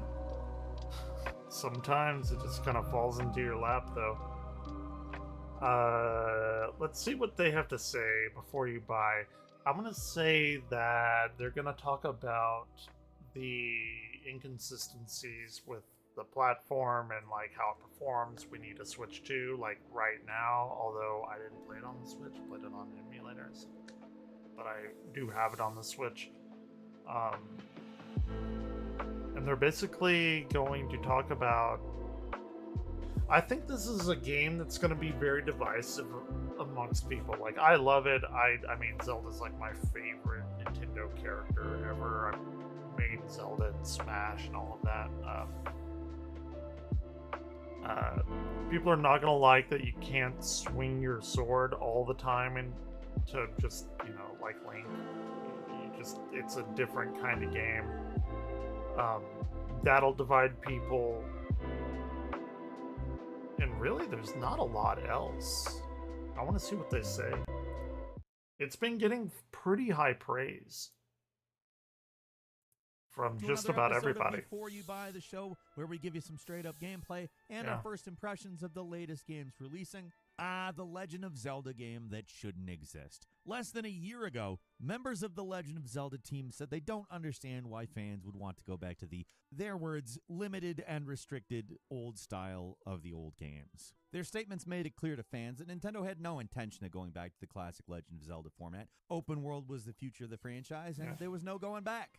Breath of the Wild and Tears of the Kingdom are fantastic games that breathe new life into the series, but there is something to be said for the simpler, more structured nature of the pre-open world games. Mostly we all just kind of missed proper dungeons. 4 of them in a 50-hour epic really is not enough. So a lot of fans felt understandably disappointed when the producer and director of the series all but said that a new game that played like the old games just wasn't in the cards. Maybe they were just speaking for themselves, or maybe it was another classic Nintendo misdirection, because when they made those statements, Echoes of Wisdom had to be deep in production. I went into this one expecting a... This is not like the other games, though, because this is more open world-ish. I think it's a pretty happy medium between the two, personally. I think that, like, for a Zelda game like Tears of the Kingdom, Breath of the Wild, as much as I love those games, I think there need to be restrictions on where you can go, and you should be able to get things that enhance your climbing and stuff like that to allow you to explore more of the world as you like go through the game more. I don't think necessarily that you should be able to go anywhere right off the bat anywhere. It should allow you to do that eventually as you get more shit and the world opens up. Much like this game. I think this game is like the perfect balance between that. Throwback adventure that would satisfy fan nostalgia. But what I didn't expect was that this is one of the most unique and innovative games in the series. This is The Legend of Zelda Echoes of Wisdom, the first game not made for the CDI to actually star the titular character. You play as Zelda in this one. They fake you out at the start in the prologue where you play as Link with some of his signature abilities, but he gets sucked into a void, you switch over to Zelda, and the game quickly gets started from there. Right from the start, the game feels different from your average top-down Zelda game. There is 360-degree movement. You can jump with the press of a button. There's Z-targeting. Even in these first few minutes, it's clear the game isn't just a hollow nostalgia trip. They're innovating on the formula in some smart ways. When you get control of Zelda, that's when things really change. The princess has no standard attack. She can't swing a sword at all, except for a very brief special meter that takes a very long time to refill. So instead of directly attacking, you have to rely on echoes found throughout the world to do damage for you. Echoes aren't just for attacking, they're really for everything. Puzzle solving, platforming, they're the way Zelda interacts with the world. The game starts you off with a few basic ones like a table, a bed, a box, and a plant for getting around, and you only have a limited number of charges to summon these things, so you have to be creative about how you stack them to climb them, and that's where a lot of the game's challenge comes from, coming up with creative ways to solve the many puzzles that stand in your way. It's reminiscent of the sort of creative abilities you have in Tears of the Kingdom, but more restrained. It's basically exactly like Tears of the Kingdom. Wait, is he gonna say it's more restrained? And carefully curated. There's little puzzles and challenges about how you stack them to climb them, and that's where a lot of the game's challenge comes from, coming up with creative ways to solve the many puzzles that stand in your way. It's reminiscent of the sort of creative abilities you have in Tears of the Kingdom, but more restrained and carefully curated. No, maybe more carefully curated, but far less restrained. I don't know what this guy is talking about. You have no, like, magic meter. You can make as many as you want. If one of them dies, you can immediately make another one. There's, like, no restraint as far as, like, managing something. You have the meter of, like, things take so many points to make, but there's no, like, you just fling them out as much as you want to. No, I completely disagree with that restrained thing. Maybe curated is a better one, but I don't know if I'd agree with the word restrained there. There's little puzzles and challenges everywhere, side quests to solve and treasures to find using echoes. There's even monster camps just like in the newer games, and they pretty much function like combat puzzles. The game constantly keeps your the whole brain game is a active, puzzle. thinking about new and interesting ways to use these abilities, especially once you start getting more powerful and complicated ones to use. You can find echoes all over the place, too. You don't just get them when you need them. There's things all over the place to... Oh, yeah, and the negative is sorting these. That's a big one I've seen, myself included. There needs to be a way of, like, sorting them in different, I don't know, maybe like folders or something, because you get... I just 100%ed all the echoes and stuff today, and it's like 127 of them, and it can be daunting to scroll all the way through to find like one that you want. They do sort them by type from like objects and enemies, but it's not, like, there needs to be more. Scan. I'll it might say not that. appear useful at first, but usually eventually do something. Like early on, there's meat that you can find in a house. It seems pointless, but if you place it down, you can use it to distract enemies. Pots aren't just for throwing. You can jump inside them to hide. Beds are useful tools for building stairs, but you also have to sleep in them to restore health. The constant stream of new echoes makes everything you do in the game feel very rewarding. In most of these games, it's very caves fun. Are barely worth exploring. Like they might have some rupees or something in a chest, but that's usually it. In Echoes of Wisdom, everywhere you go is a new opportunity to find echoes, and they're often hiding some of the best ones, a little out of the way caves, and seemingly empty parts of the map. Object echoes tend to be found in specific places, but defeated enemies always drop echoes, so every new enemy you face is an opportunity to expand your abilities, because you can't just run up and beat up on monsters whenever you see them. Every new beast you face is like a mini puzzle. Certain enemies require long-range monsters to fight, or flying monsters, or sometimes just summoning a rock and throwing it at them is enough. Old Zelda game boss fights were basically puzzles already, and this game really leans into that design philosophy and expands it to the entire game. Yeah, the whole game is basically, if you like Zelda puzzles, this game is for you.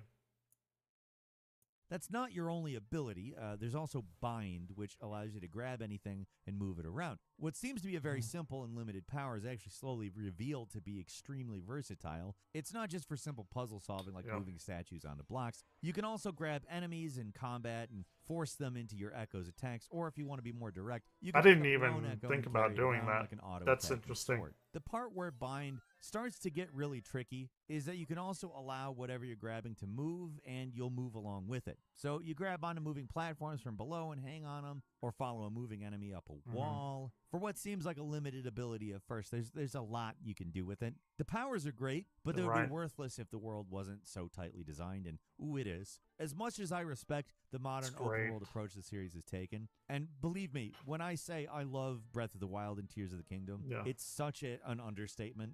There's such good games. There's something pleasing to play Tears about of the them Kingdom, that for most sure. open world games More just than Breath don't of the even come Wild. close to aspiring to. Everything I just said there is entirely true, and also it's very refreshing to come back to this classic style. Little puzzles, secrets, and rewards are scattered all over the place, and they're all just a few steps from one another rather than dotted across a massive wilderness.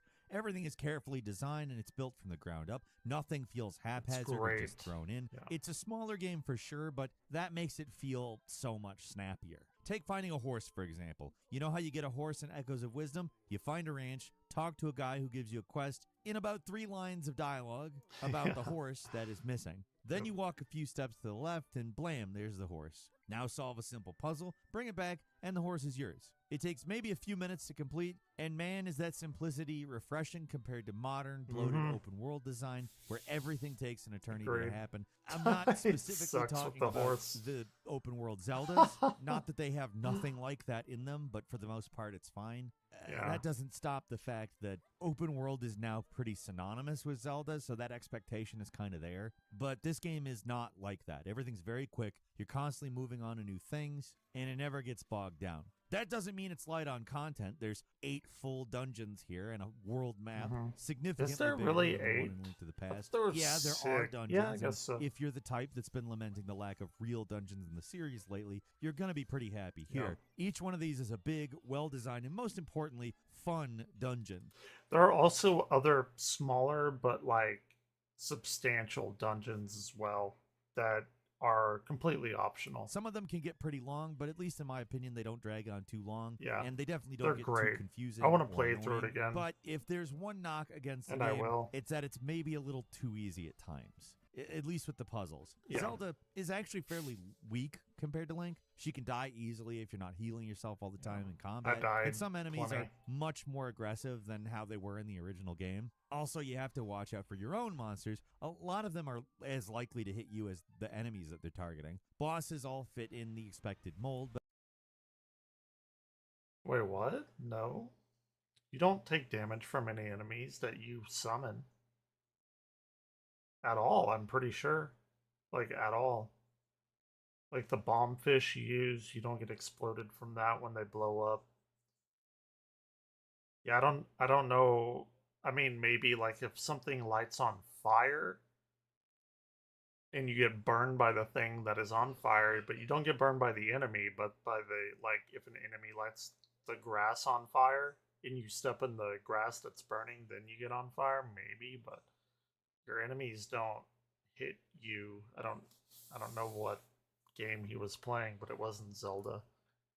are a little more active and aggressive, so they're a fun challenge. But the real interesting fights in dungeons are when you're up against an evil version of Link. That's right, Zelda 2: The Adventure of Link. Hell yeah. returns. These freeform battles force you to think about combat in an entirely different way, at least up to the point where you get some really powerful monsters that can just steamroll them without really trying. Between dungeons, you can explore Hyrule, do little side quests that are all fairly simple, but they are also over so fast that they're actually kind of fun to do rather than a chore. And then there's also complete little mini games. Little mini dungeons are everywhere. Sometimes caves require keys to pass through them. And there's all these little rifts you can enter that take you to a place called the Still World.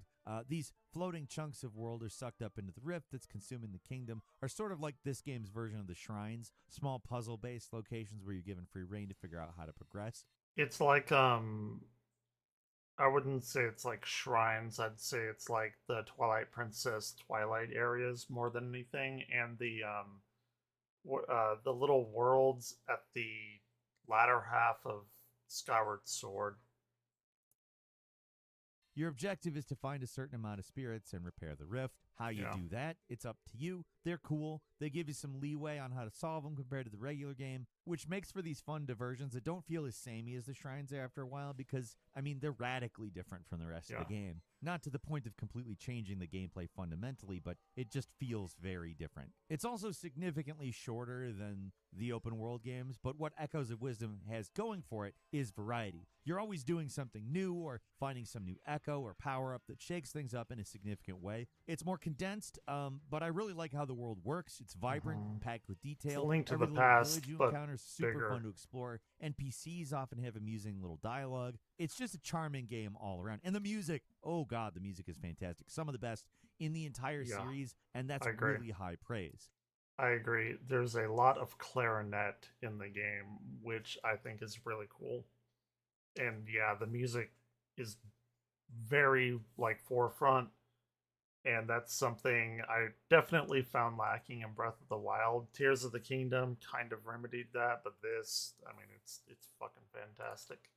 Now, the only real downside is the frame rate. I was kind of hoping after the Link's Awakening remake got so many complaints they'd try to fix things here, but in some cases I think the slowdown is even worse in this game. It's not consistent, at least. The remake felt like it was swinging wildly whenever you moved around in the open world, but this game slows down a lot if there are more than a few enemies on screen, or if there are enough effects going on. When you're out in the open, things can slow down to an annoying degree at times. I respect them for trying to target 60 frames per second, but the slowdown is a problem that just can't be ignored.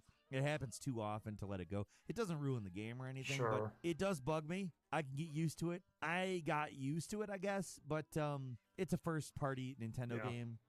You should expect better from that. The frame rate just isn't Switch good enough 2, or come on. consistent enough. If Come on. slowdown bothers you, Switch the 2. game is going to bother you on that level. Like I said, not like it happens all the time in caves or dungeons. It's mostly not an issue. It's also not as bad as some other Switch games. It's not Deadly Premonition 2 or somewhere where it's like completely unplayable. And also, you have to remember the Switch 2 is now a looming fact of life. Perhaps they understand that this will be played on that as well. I don't know. But other than that, I don't have a lot to say other than good things about it's great. Wisdom. It's a fucking brilliant melding of the old and the new, combining the ideals did, of the series past and future to make something that stands on its own. And it's not just a satisfying return of I'm just saying what other people are saying some about it. of the series staples, like a full set of proper dungeons, but it's a new and innovative game on its own. It plays like no other action-adventure game out there. They flip the usual action to puzzle ratio in favor of puzzle solving, and while the actual puzzles are never that difficult,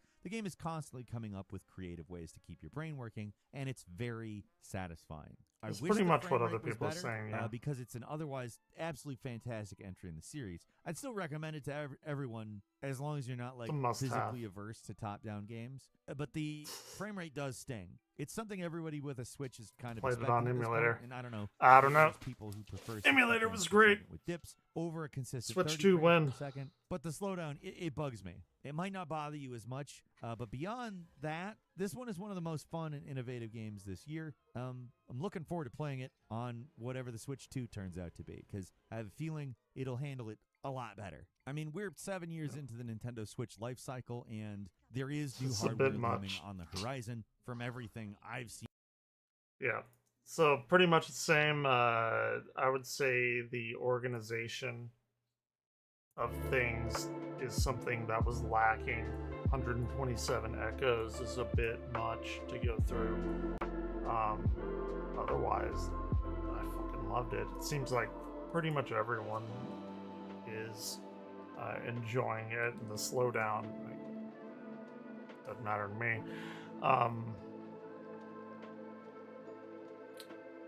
Let's see, and we know Ubisoft is dying. They're so fucked. They went from like $20 down to $2 in their stock. That is not great.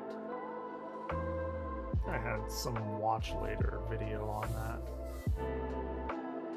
Oh yeah, I wanted the fall of Blizzard. See what DM Microtransactions has to say. There's a pretty heavy-hitting article that came out talking about Blizzard and some insider type of information about what happened within the company, so let's explain it all. Okay, so let's explain what's going on. Inside Activision and Blizzard's corporate Warcraft. This is basically a article that is written by Jason Schreier. Schreier? Gonna mispronounce that last name.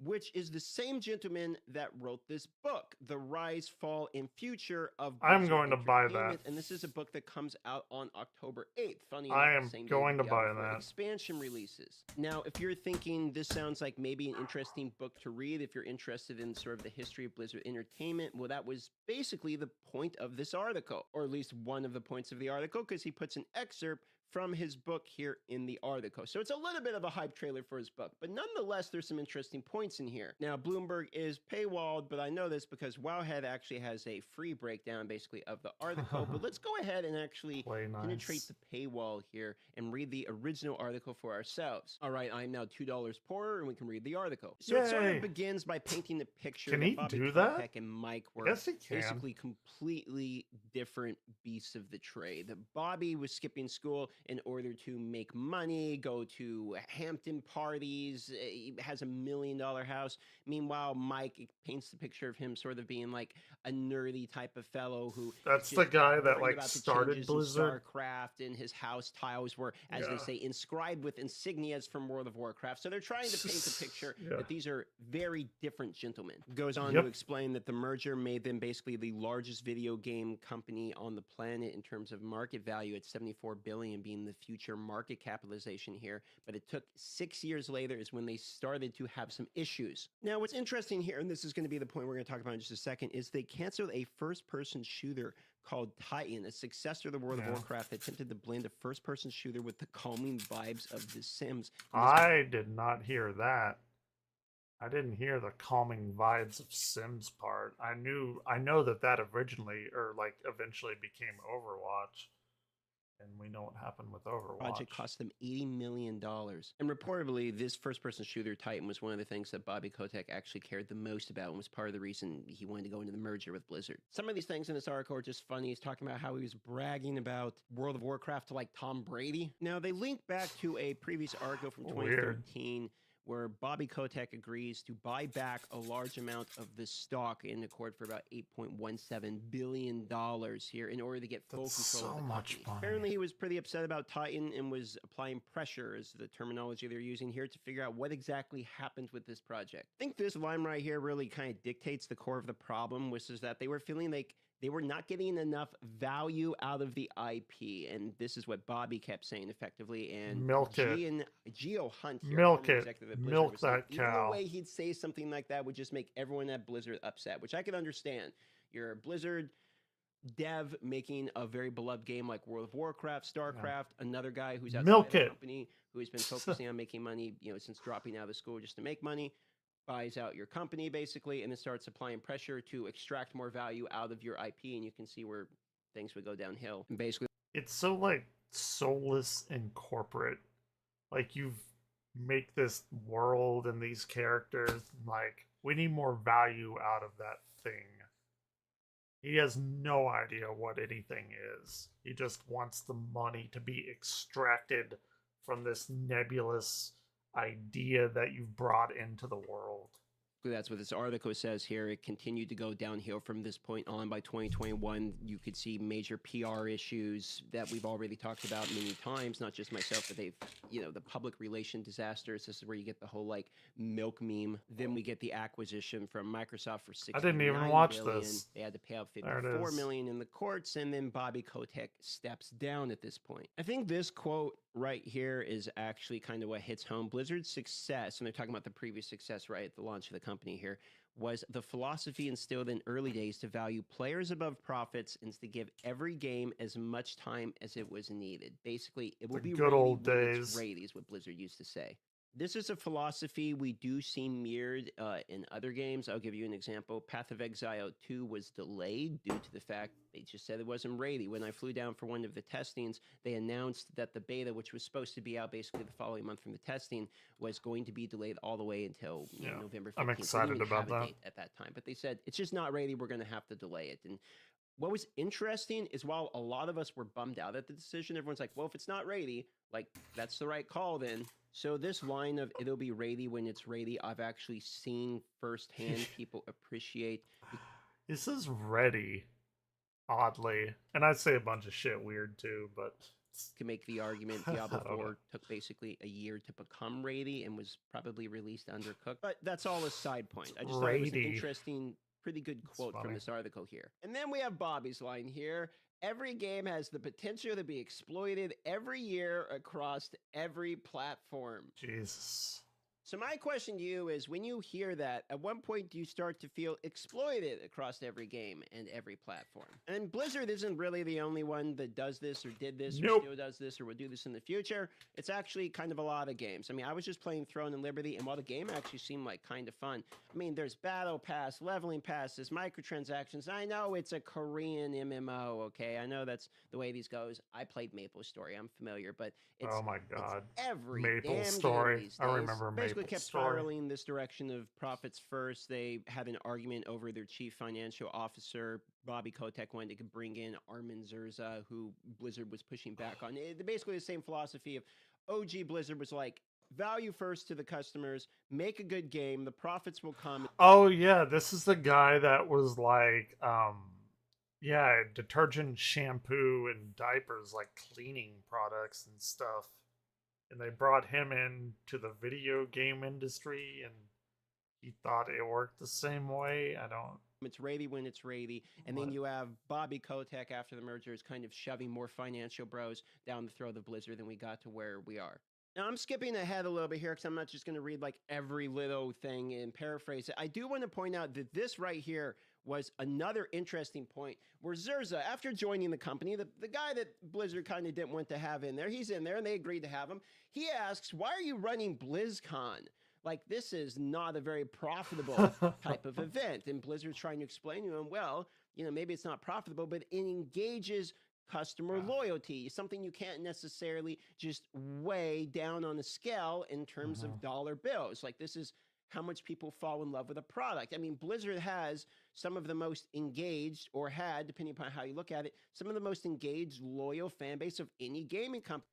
It seems like a lot of these people can't understand that things can have a value that's not immediately accessible, and that is worth something. Like building a community or building goodwill towards players and things like that. It's like, it has to make the money right now. If it doesn't, it's not worth it, and that's like so shitty. I mean, in their height of their days, they had go-to games for every genre. You're talking RTS with StarCraft and Warcraft. Arguably the best MMO ever made. I would say it's RuneScape, but for most people, it's probably World of Warcraft. They had before games, Planes of Power. I mean, you got the ARPG defining game of Diablo, obviously the game that this channel started from. So you have every single genre. It's just popping off. You would think that you would listen to the people that have shown the ability to dominate basically the market in every genre. But no, they're looking at the dollar bills, not the people. Yeah. And this, the wanting to cancel the annual BlizzCon event, is a perfect example. You're bringing a finance guy, he looks at it, says this doesn't make sense money-wise, but meanwhile, it's an event, again, for the people. You're costing yourself some money to get some love back from the people. Before Zerza, the company was run by Blizzard lifers and video game enthusiasts, but the CFO brought a completely different mindset. Here's another good line. Kotick wasn't going to force Blizzard to release games before they were ready, but his message was consistent. Blizzard was letting his players down by not delivering game content more often. But for Mike and his inner circle, these demands were contradictory. Kotick celebrated when Blizzard produced a new hit, but failed to grasp what it took to create one. So what happens when you're somebody who's focused on finances first, but you have a failure to understand your product? You get promoted. So Zerza got promoted to COO, and at that point they decided to expand, and they expanded into esports of all things. And this is actually something that basically the merger could agree on. This is an enthusiast point of view. Let's focus on making gaming more interesting, add some competition to it. Let's try to charge owners $250,000 to establish a team. And Kotick said, aim bigger, $20 million. And in looking bigger, he started hiring people from the NFL and the NBA. It was originally $250,000 to start a team. That's a lot of money. And Bobby Kotick said, no, it should be $20 million. That's so sad. Instead of looking once again towards the company that started these games, Blizzard. So this article is really continually driving home one point in particular. It's that Bobby Kotick is a profit-first driven gentleman. But Mike, Gentleman. the original Blizzard leader here, Yeah. wasn't somebody who didn't understand profits. He had been leading a video game business for a long time. He just wasn't a profit-motivated first guy. Profit-motivated, sure. It's just not the first and only thing that matters. In fact, he had even tried to resign in 2017. He had wrote a resignation letter, but they got talked out of it. And eventually this did lead to a resignation. And this quote here is kind of sad. This was by a former executive who asked not to be identified. He looked like a second-term president. He was tired, he said. He was a tired man. He decided it's time for someone else to lead Blizzard Entertainment. He was just sick of fighting the good fight. And I'm pretty sure that's why Jeff Kaplan left too. In fact, I know it is. And the article ends on Blizzard would never be the same. Yeah. I do think that the That's core of sad. this can be understood with one decision, which is, why are we hosting BlizzCon? This isn't as profitable. And the fact that the original Blizzard team had to explain to the financial officer that you get the gains back from the goodwill and the loyalty of the people as opposed to just the cash That's what I upfront said. it generates really explains it That's all. exactly what I said. This is a good example of why we end up with most games having battle passes, early access, cosmetics for sale, and subscription fees all within the same game. Bobby's now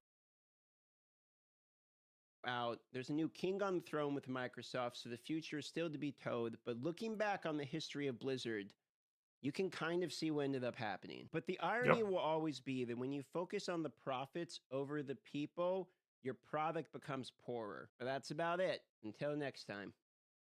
That's like really, really sad.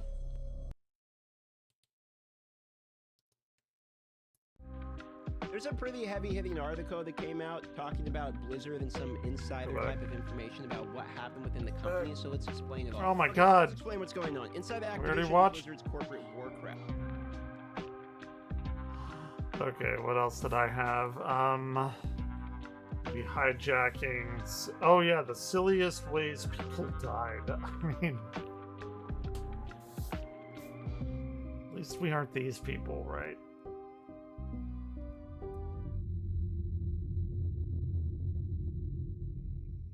On the 20th of October 1967, Roger Patterson and Bob Gimlin captured one of history's most iconic and controversial pieces of film ever.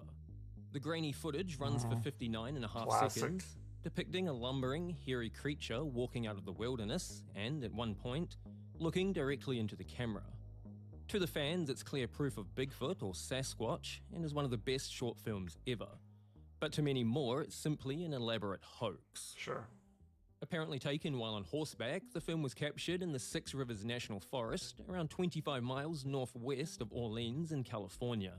And although Roger Patterson maintained the footage was real until his death in 1972, his co-conspirator Bob Gimlin denied involvement in a hoax with Patterson until 2005, when he began giving interviews and appearing at Bigfoot conferences.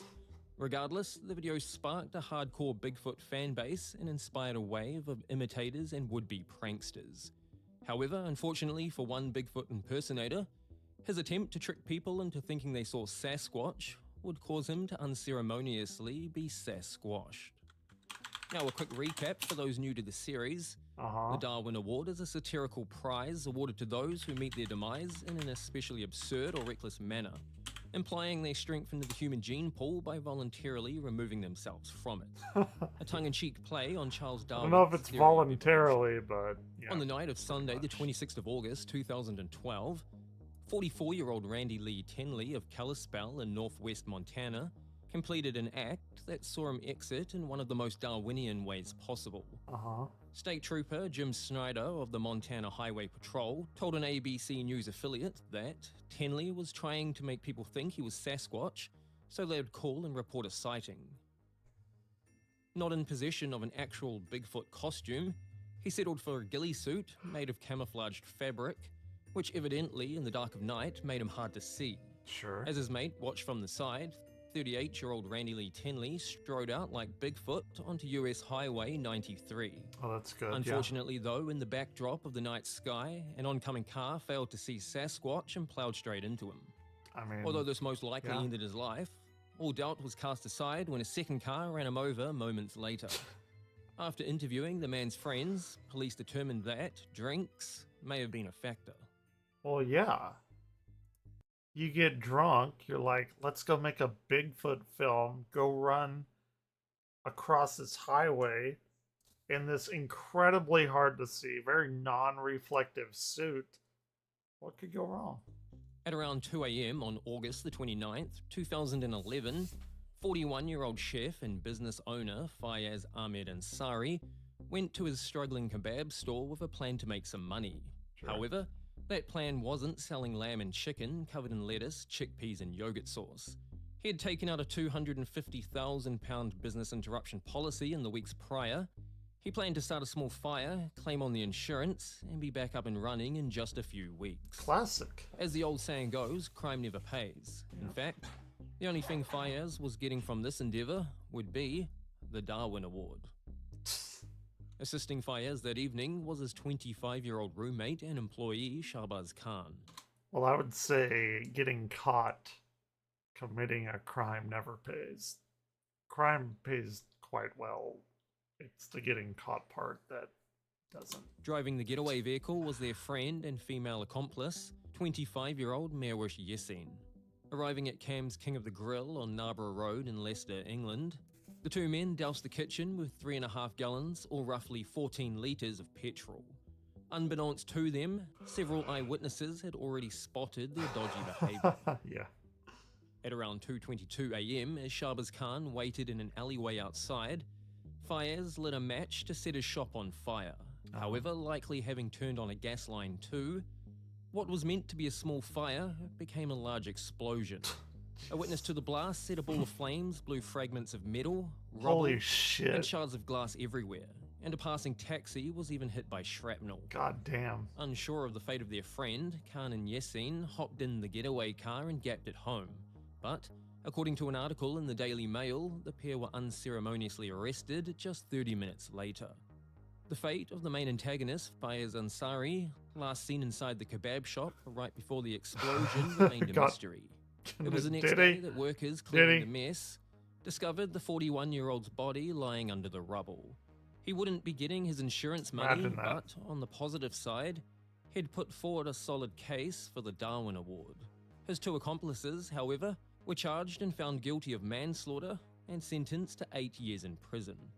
During the trial, the pair said it was only meant to be a small fire to justify the insurance claim. Add insurance fraud on that. Nice job. Oh. He's a big bear. He's a big bear. A very big bear. Wow, dude. Now, it wouldn't be genuine to say this next story is entirely silly, but it's not without its moments, and it's certainly interesting.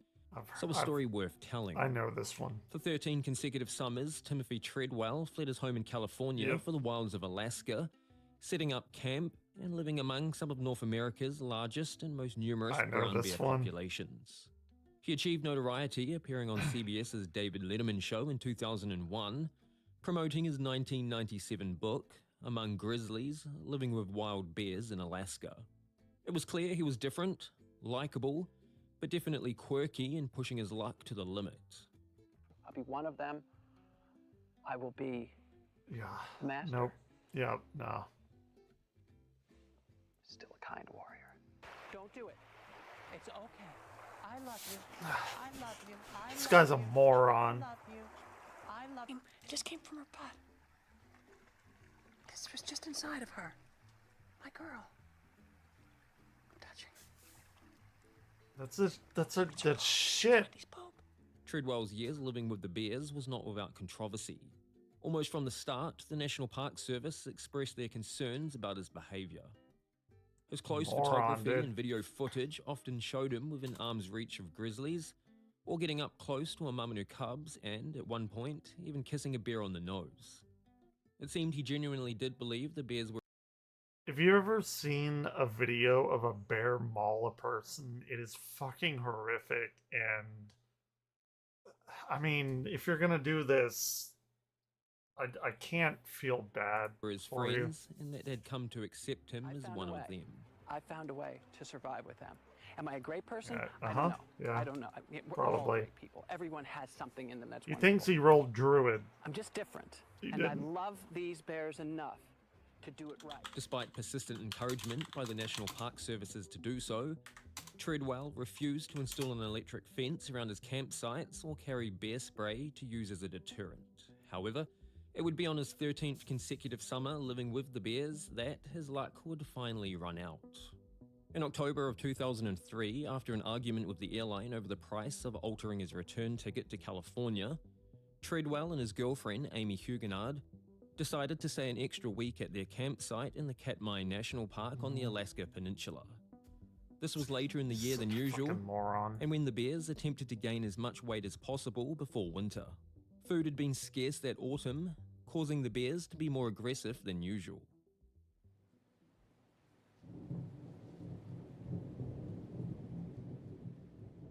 On the stormy night of October the 5th, 2003, a large 28-year-old grizzly known as Tagged Bear 141 entered Tim and Amy's camp.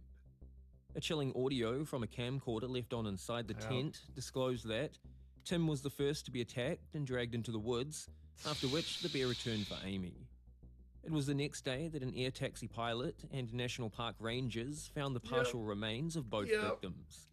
After being stalked and charged themselves by the same bear, the rangers opened fire and killed it. In the 85-year history of the park, no visitor had ever been killed before by a grizzly. Because they weren't that dumb. Treadwell lasted as What the long fuck? the game as he did was that the bears probably thought there was something wrong with him. This is Angela Nicolau, a Russian rooftopper famous for her selfie poses in awkward and often dangerous places. Yeah, don't do that. She even appeared on a Netflix show Skywalkers, A Love Story in 2024. Nah, dude. She rose to fame in 2015 when involved in a high-profile Russian court case when her friend and fellow rooftopper painted a prominent Moscow skyscraper in the colors of the Ukraine flag. However, it was around 2014 when her limit-pushing selfies began appearing on the internet right across Russia, and while she is still alive and will hopefully remain so, her risk-taking poses helped inspire a wave of young Russian females to take ever more spectacular and risky self-portraits to outdo each other on social media.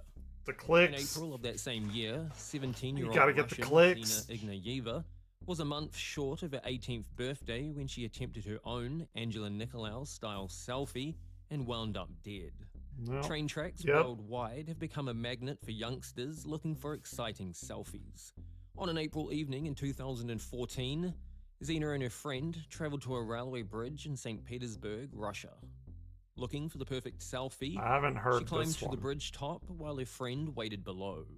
According to the St. Petersburg police, she was trying to take a dramatic nighttime selfie using the railway line as a backdrop. Sure. Reaching the top, holding onto the railing, she pulled out her camera to take the shot.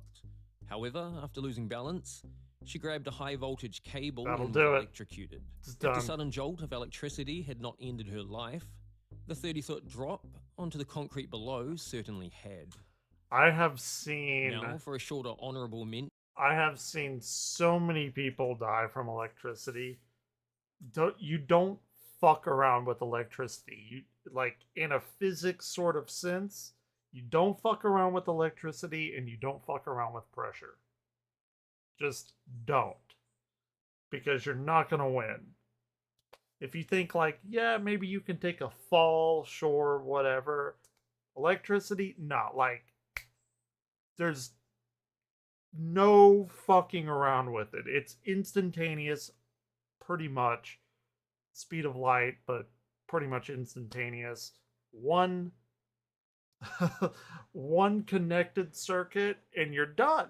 You're just done. Or you're not done. I'll withdraw that.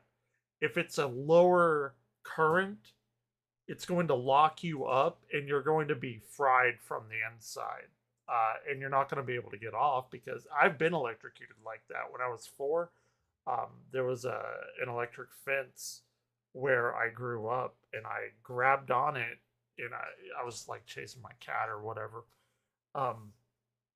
and it's very obviously low voltage. Maybe not. Maybe that's what's fucked up with me. But anyway, I grabbed it, and we lived next to my grandparents. My grandpa had to get a broom, like a wooden broom, because I couldn't let go of the fence. Wouldn't recommend it. Don't fuck around with electricity. To finish up with, this next story is what happens when the Darwin Award collides with instant karma in spectacular fashion. Here we go. Animal Let's lovers go. and social Yeah. justice warriors rejoiced in the spring of 2019 when an unlucky rhino poacher died a Okay. grisly and unusual death I in remember Kruger that. National Park. Of the approximately 23,000 rhinos in Africa, around 20,000 live in South Africa, and nearly 80% of those reside in Kruger National Park. Needless to say, it's ground zero, with around 300 poached each year. That's sad. In May of 2019, a rather noteworthy poaching incident took place when 5 armed men snuck into Kruger National Park. According to a BBC article, their plan was to shoot a rhino, cut off its horn, and sell it on the black market. However, things didn't go to plan. Shortly after entering the park, before they could get their hands on any rhino horn, a herd of elephants charged the men, and although 4 of them escaped, 1 of them got trampled. Sadly. For context, an adult elephant weighs between 2 and 7 ton. It would be a full 3 days after the Damn, incident that much? officials Really? found nothing more than a skull and a pair of trousers. While being trampled likely killed him, it was the lions that got to him in the end. Kruger National Park's managing Is it fucked up if I want to know if the guy shit himself before that happened? Because that'd be kind of funny. executive Glenn Phillips expressed his condolences to the victim's family in an unprecedented move. That said, his response was far different than those posted on social media by irate animal lovers. They mostly said things like, "It's a shame all 5 didn't die. I hope Yeah. the lions had seconds and they Fair enough. deserved it." That's all the stories for today, and if you know a Darwinian tale you think needs telling, let me know in the comments and it may make a future one. Okay. Alright. I haven't seen these from this guy. On the 25th of August 2010, a small plane operated by Philair crashed on a routine flight in the Democratic Republic of the Congo. Sure. Of the 21 on board, 19 were killed, 1 survived, and another would die later. The aircraft, Alet L410, crashed on final approach into Bandundu, a small Congolese city of around 130,000 people. Initially, investigators suspected the aircraft had simply ran short of fuel due to the lack of fire at the scene. However, as I mentioned at the top of the Okay. story, there was 1 survivor. And, after recovering enough to speak, the story they told the police of the moments right before the crash would go to show that sometimes the truth is often stranger than fiction. Captained by Belgian national Sometimes. 62-year-old Danny Philmott, who also owned the airline, the L410 twin-engined turboprop, manufactured by Czech aircraft maker Let, began its Don't bring the Czechs into this. journey in Kinshasa, the Congolese capital, earlier in the day. Having completed 3 legs already, the 4th was to be from Semendoi to Bandundu in the west of the country. However, unbeknownst to everyone else, one of the 18 passengers had snuck on a 4-legged friend inside a duffel bag. It was in the final approach into Bandundu that, according to the sole survivor, a small crocodile escaped the duffel bag and ran through the cabin, causing panic There among it the is. passengers. There it is. And in what can be described as a Darwin Award of group-sized proportions, the flight attendant rushed toward I was gonna say, like, the pilot had a cat allergy or something. Crocodile, though? I mean, yeah. the There you go. front, followed by most of the 18 passengers. The sudden shift of weight tipped the plane off balance, God the pilots damn. lost control, and the aircraft crashed just short of the airport.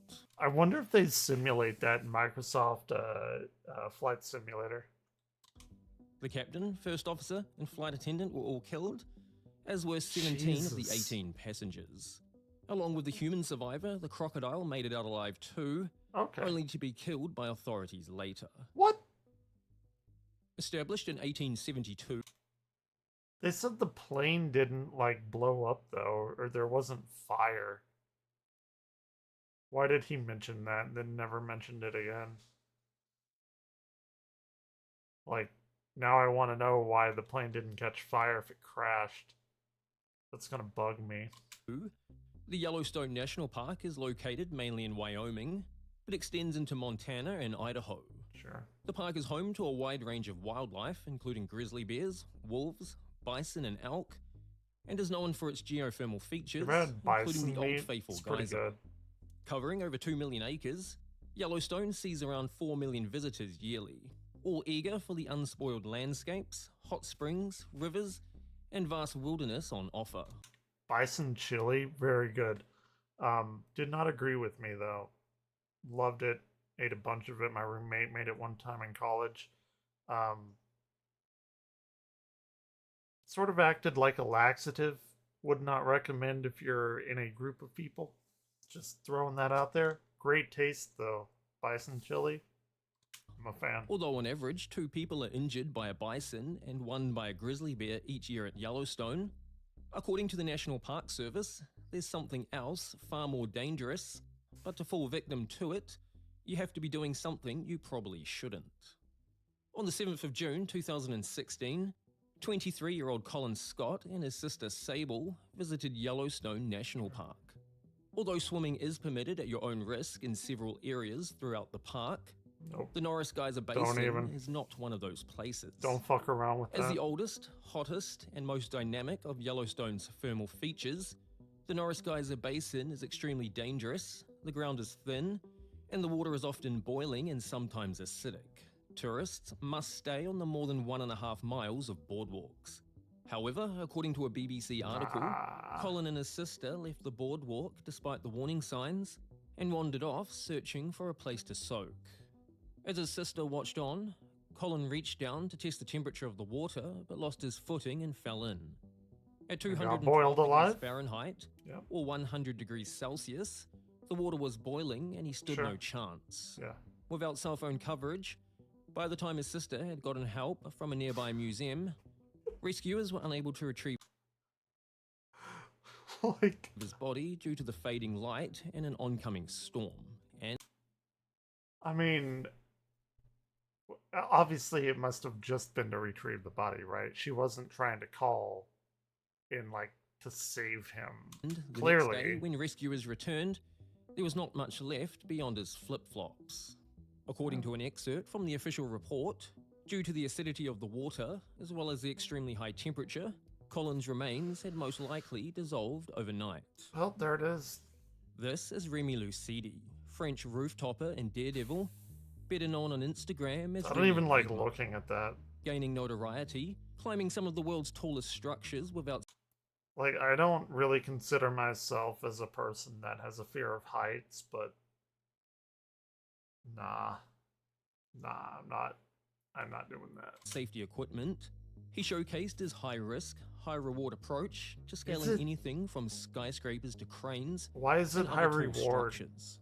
He attracted a large following of fans, drawn to his fearless spirit and eccentric personality. This picture, posted just 11 days before his death, was perhaps a chilling foreshadow of what would come. Captioned, "Life is too short to chase unicorns," complete with a skull emoji. At around 6 p.m. on Thursday, the 27th of July, 2023, 30-year-old Remy Lucidi arrived at the first floor of the Tregunta Tower 3 building on Hong Kong Island.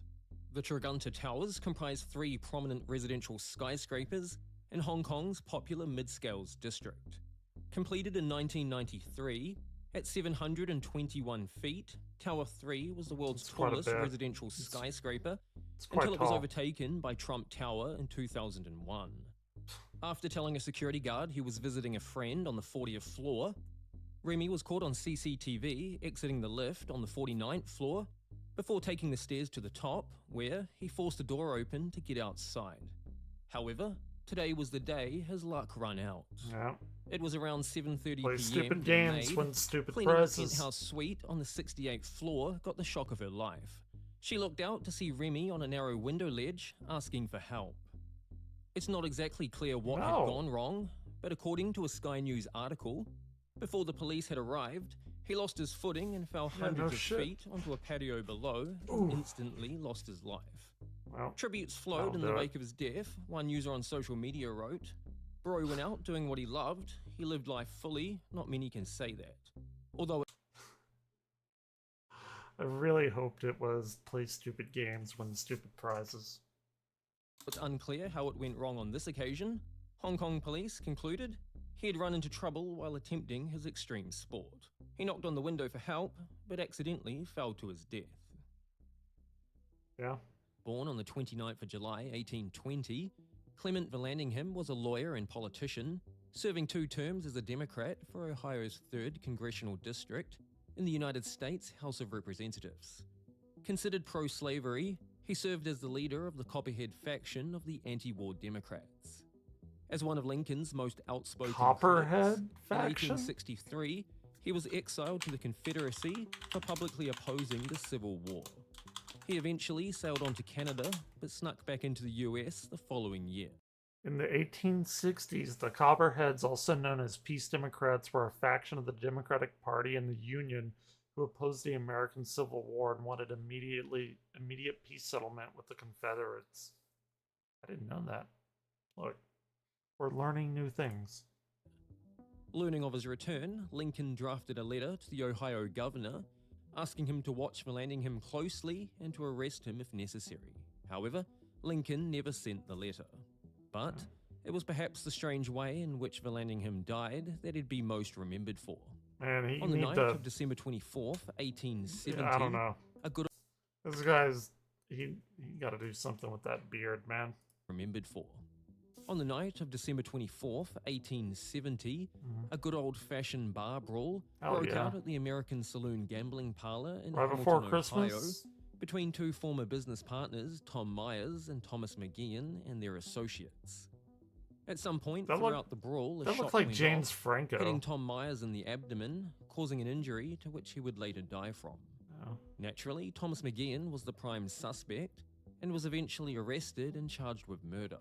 However, he firmly maintained his innocence. Defending him in court was Clement Vallandigham, who, like many other US lawmakers of the time, was also a lawyer. Thomas McGeehan insisted that Myers had accidentally shot himself. Vallandigham Is that wholeheartedly Blazing would end up Saddles? dead, proving it. On the evening of June Great 16th, movie. 1871, at Lebanon House, now the Golden Lamb, Vallandigham and 2 other defense lawyers prepared their closing statements for the trial the next day. They don't make movies Vallandingham's like that theory anymore. was that the They victim couldn't. had, in fact, accidentally shot himself, attempting to draw his pistol from his pocket while standing up from a crouched position. Well, placing in his that'll own do it. pocket one of 2 pistols, the one he believed to be unloaded, Vallandigham knelt to rehearse the demonstration he planned to show the jury the next day. Sure. Reenacting what he believed had happened, he reached into his pocket to pull out the pistol as he stood up and snapped the hammer. The weapon exploded and fired a bullet directly into his abdomen. Well, He was reported to have said immediately after, "Oh, murder, I am shot," taking up the wrong pistol. Although he wouldn't live to see it, Shit. his client, Thomas What? McGeehan, was acquitted, only to be murdered himself 4 years later. Oh, damn. Got a bunch Born of on the murdering 29th of going July, on. 1820, Clement Vallandigham. My goodness. Born on the 29th of July, 1820, Clement Vallandigham. Ugh. Yeah. Oh my goodness. See, Born. it's hard to talk sometimes. Oh, Disasterthon collabed with them. I love Cedar Point Disasterthon. Theme Park in Sandusky, Ohio, is America's 2nd oldest theme park.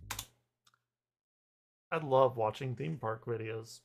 However, when a high school guidance counselor made his annual visit in the summer of 2015, a somewhat questionable decision on his part would lead to the first Darwin Award of this video. Is this the guy that like A got quick kicked in the recap, head? the Darwin Award is a satirical prize awarded to those who meet their demise in a rather absurd or reckless manner.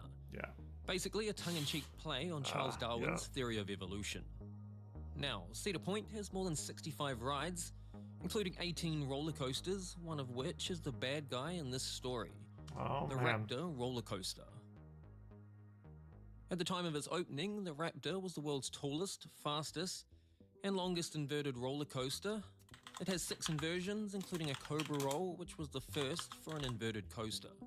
Cedar 13th of Point, August- I was making sure it was Cedar Point. Cedar Point merged with Six Flags not too long ago, which is a good thing because they actually keep their parks up to like a high standard, and our Six Flags here in DFW, it's a great park, but man, it has not been kept up. Like paint and all of that hasn't been upkept, I guess I should say, very well. So it's a good thing that they hopefully will like make it like their other Cedar Park, like their Cedar Park parks. August 2015, among the roughly 25,000 people at the park that day, was NBA basketball player LeBron James. For the employees and other park staff, the presence of a major sporting personality might be the thing the day was most remembered for. Sure. However, as it would turn out, this would not be the case. Also visiting the park that day was 45-year-old high school guidance counselor James Young. Theme parks across the world encourage guests, and in some cases strictly enforce no loose items in their pockets. They could fall free and collide with other riders. However, such rules are often not followed. At around 4:50 p.m. riding the Raptor, James's keys and wallets fell from his pocket and landed on the ground below the coaster. According to a park employee, Young, after completing the ride, approached the staff requesting they retrieve his items. However, for safety reasons, he was told they could, but at the end of the day. Sure. And this it's reasonable. Is when he made the rather Darwinian decision to go fetch the items himself. He got decapitated, didn't he? Spotting his lost items on the ground pretty sure just he over did. the fence, he crossed the safety barrier and walked directly in front of an oncoming train. Somehow oblivious to its presence, he was struck by the bottom bar of the front car and instantly lost his life. Yep. In the days that followed, the father of the victim, also named James Young, was quoted as saying, "Certainly my son shouldn't have gone over the fence, there's no doubt about that. But then, I believe the fence shouldn't have been so easy to get Oh, over." shut the fuck up. I know from a previous video when I covered this story, Get the fuck many of you out of had some here. pretty heated opinions on whether or not the fence was to blame for this tragedy. Long-time viewers Get to the the channel fuck may outta remember here. in February of 2023, I did a collaboration with Disasterthon True Horror on his channel. To many of you, he probably needs no introduction. Yeah, and I'm pleased to say Disasterthon's he's here great. on my channel today. So, without further ado, I'll hand this next story over to him. I just discovered Disasterthon maybe like 2 months ago from looking at theme park videos and stuff. They're great channel. To tell you.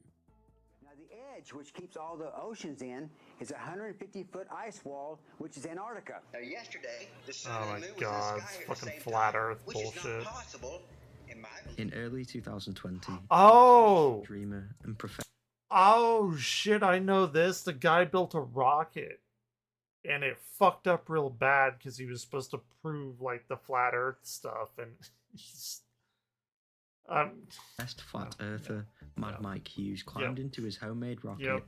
and blasted into the Californian sky. However, instead of proving the Earth wasn't round as he had set out to do, he lost his life in perhaps one of the most Darwin ways possible. Mike Hughes was born in Oklahoma City, Oklahoma, on February the 9th, So we get the big backstory. 1956. As an adult, Mike made a living as a limousine driver and as a part-time stuntman, achieving minor fame when he broke one of Evel Knievel's long-standing records by jumping a 3.5-ton limousine more than 100 feet between two ramps at a Riverside Speedway in California. By the late pretty 2010s, dope. I he'd don't become know. a professed flat earther, hell-bent Uh-huh. on proving the world that the Earth wasn't round. His plan to do so? Build a homemade rocket, blast into space, and take some pictures, and then come back down to Earth. Mike? How do you get enough knowledge to build a rocket?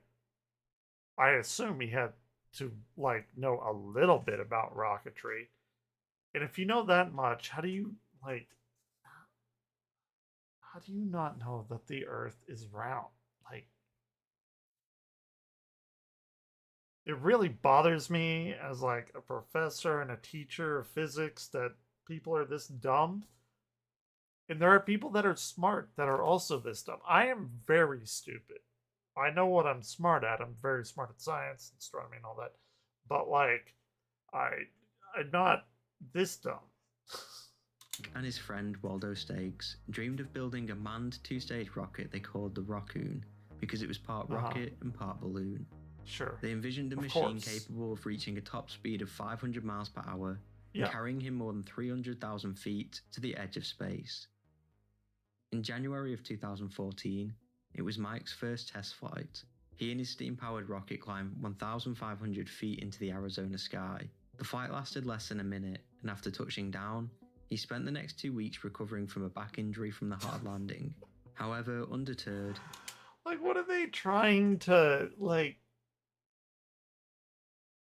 If you're going to the edge of space... No, I'm gonna shut the fuck up because I'm gonna go on like a 3-hour-long rant about how fucking stupid this is. Just he let began him go. building his next, even more powerful rocket. Of course he In the did. 2007 Of course he did. documentary Rocket Man, Mad Mike's mission to prove the flat Earth, Mike see. said he wasn't about They don't even know how the fuck the flat Earth is done. Come on, people. There's an ice wall around here that keeps the water in. Everyone knows that. How are you gonna go into orbit? Like we have an escape velocity, and you can't keep that up. I guess he wasn't going into orbit, but like,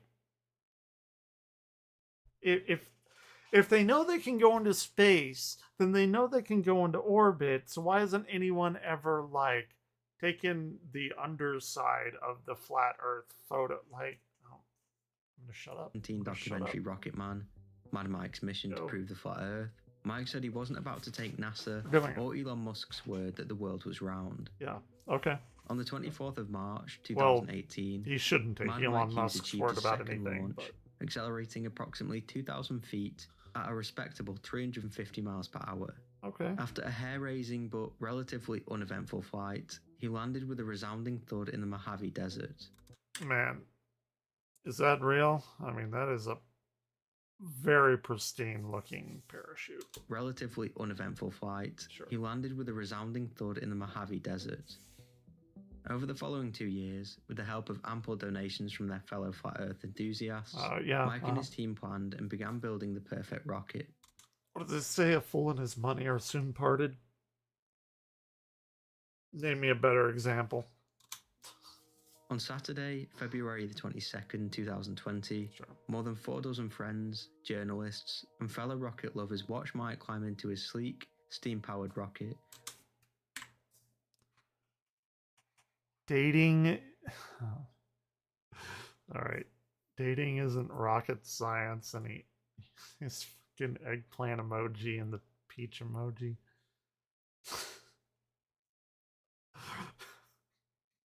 I'll give him that. I'll let him have that one. That is great. He should have put rocket surgery. Like, that's... You can slip that in whenever you're talking about rockets or something very, very intellectually intensive. You can say, it's not rocket surgery, and most people will not even register in their brain. Some people will get it. Journalists and fellow rocket lovers watched Mike climb into his sleek, steam-powered rocket, which was pointed towards the heavens and set to prove the Earth wasn't round. Sure. However, as the rocket began to climb, it brushed against a ladder on the launch pad, altering its course and causing the parachute to deploy early. That's probably Flapping not good. violently against the thrust of the engine, it tore free, and the rocket carved a wide arc through the sky, turned 180 degrees, before slamming into the desert floor less than 1 mile away, instantly killing its occupant. However, if this story wasn't strange enough, according to Mike's PR man Darren Schuster, the Flat Earth thing had been a publicity stunt aimed at the financial support they hoped it would gain. Freelance journalist Justin Chapman, who witnessed Mike's final flight, agreed, saying the Flat Earth thing was a short-term stunt aimed at raising funds to build the rocket. Oh shit, if that's true, that's actually like some fucking 5D chess. If true, that is amazing. On a more personal note, he added that Mike was driven by the need to do extraordinary things and to inspire others to do the same. Okay. Because All Barry right. Douglas have a story that they will never live down or easily forget. Well, on a drunken night out in August, the pair decided to break into a water park in Hampshire. Now, this next story is not a true Darwin Award as such, as the stars of the story both survived their ordeal. However, That's sad. the sheer absurdity of what they did is a story worth telling. On a summer evening in Hampshire, England in 2021, 46-year-old grandmother Claire Vickers spent Wasn't the that night long drinking ago. in a local pub. However, you do. according to her, at around 1 a.m., after spending the previous 4 hours drinking, she went to the home of her good friend, 44-year-old Barry Douglas. Not far from Barry's house was the Aldershot Lido Water Park. At any normal time of the day, the Aldershot Lido Water Park has some of the largest outdoor pools in the country. It features water slides, toddler paddling pools, a sand pit. I don't know the last time I've been to a water park. I think it was with Darkus if he's around, like in fucking 8th grade or something. For band of all things. I genuinely don't think I've been to a water park since like the year 99. Basketball courts and a poolside cafe. However, at 2 a.m. on this particular night, not yet ready to sleep, they were looking to have some fun, something they'd done together before, breaking into the water park for some after-hours antics. That does sound like fun. Wriggling under the fence, they made their way to the large water slide, climbed the stairs, and reached the top. While Claire remained fully clothed, Barry decided... Is this gonna be like an It's Always Sunny in Philadelphia thing? If you know what I'm talking about, you know what I'm talking about. It's my favorite episode of the whole series. The water park episode. That shit is so fucking funny. He'd go down naked. Uh-huh. However, what the drunken misfits were unaware of was... It doesn't have that water. unlike the other times they had broken in and gone down the slide, park management had recently installed large steel gates at the bottom of the slide before it reached the pool. As the old saying goes, ignorance is bliss. At least it was for the first 30 seconds. Whizzing feet first at full speed down the slide with the naked Barry holding on to her, Claire slammed into the steel gate first, quickly followed by Barry. Claire said of the incident... Why are there gates? It must be for this particular situation. What other function could the gate serve? Like, what? Why would you get them off? As soon as I hit the bottom, I broke my leg straight in half. As you do, Barry yeah. broke his ankles and his left tibia before passing out from the Tibia. pain, but he woke when the pair were found still trapped at the bottom of the slide tibia. some 3.5 hours later. Perhaps more bizarre than the incident itself was when the duo appeared in wheelchairs on Britain's This Morning show.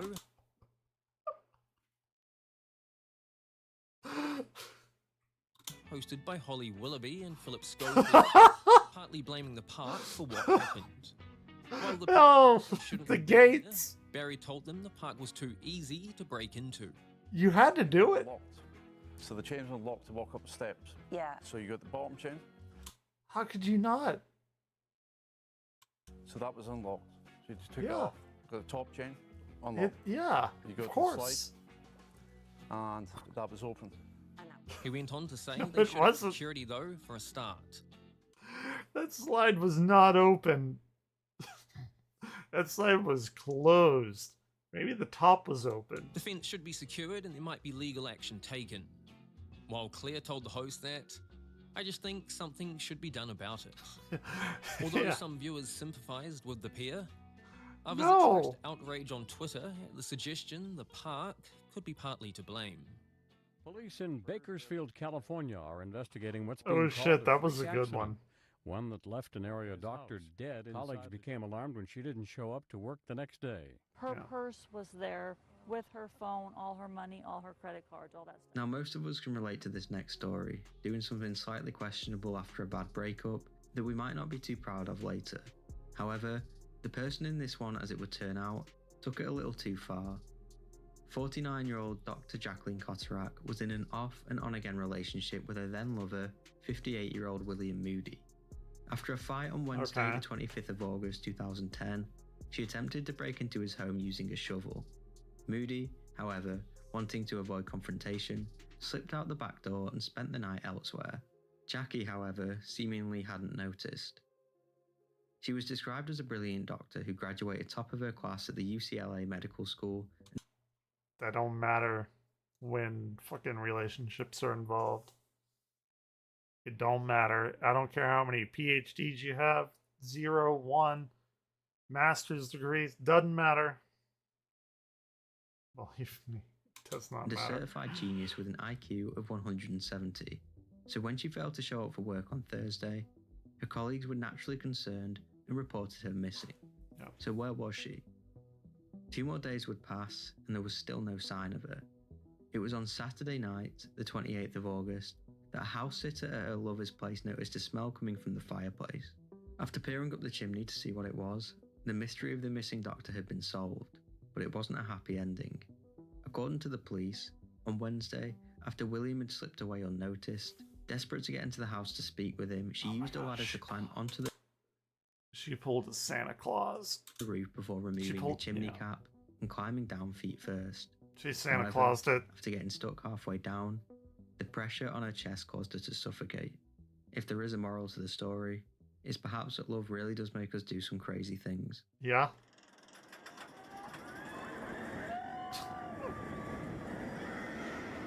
While a definite contender for the Darwin Award, this next story is eerily similar to the first story in the video, but with a pretty big twist at the end.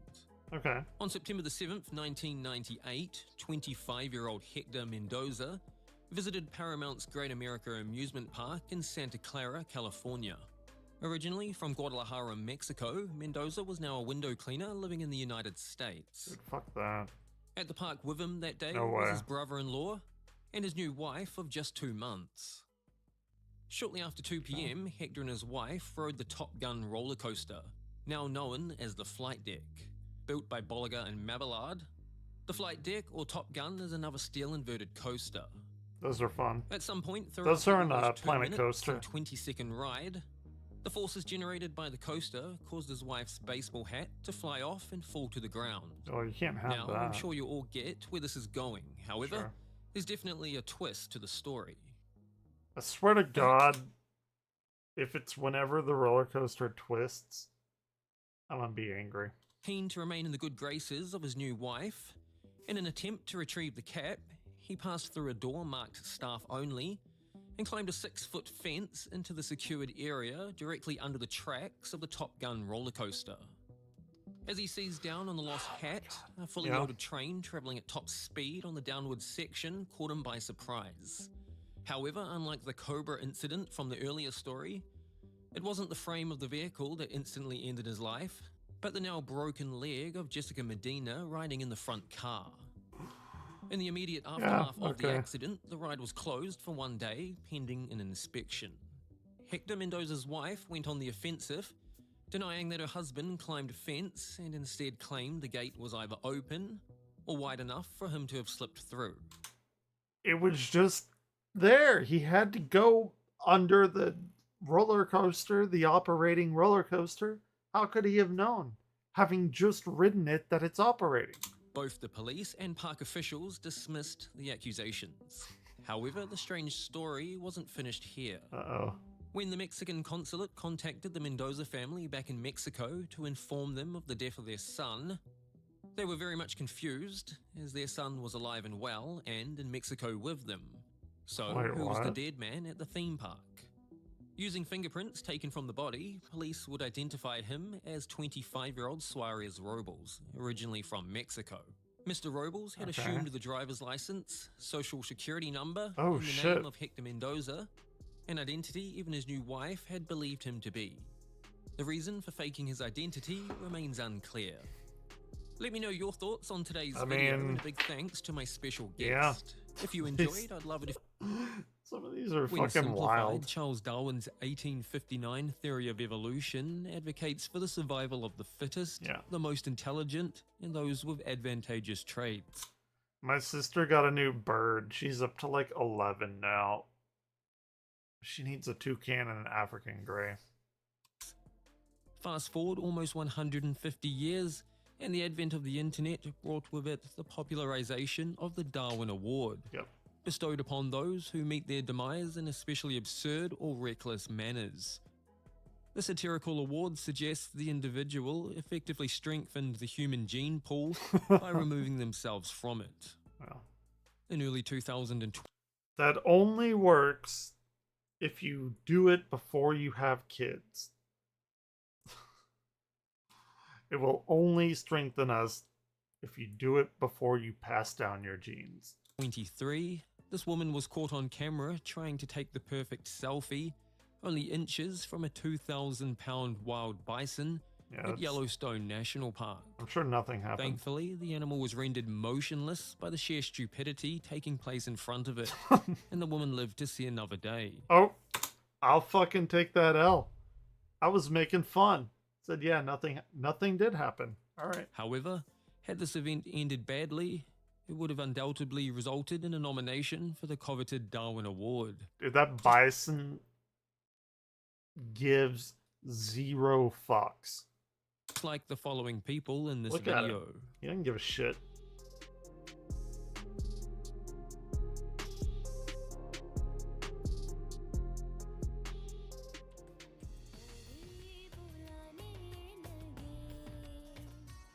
Home to more than 1.4 billion, India has one of the highest death rates.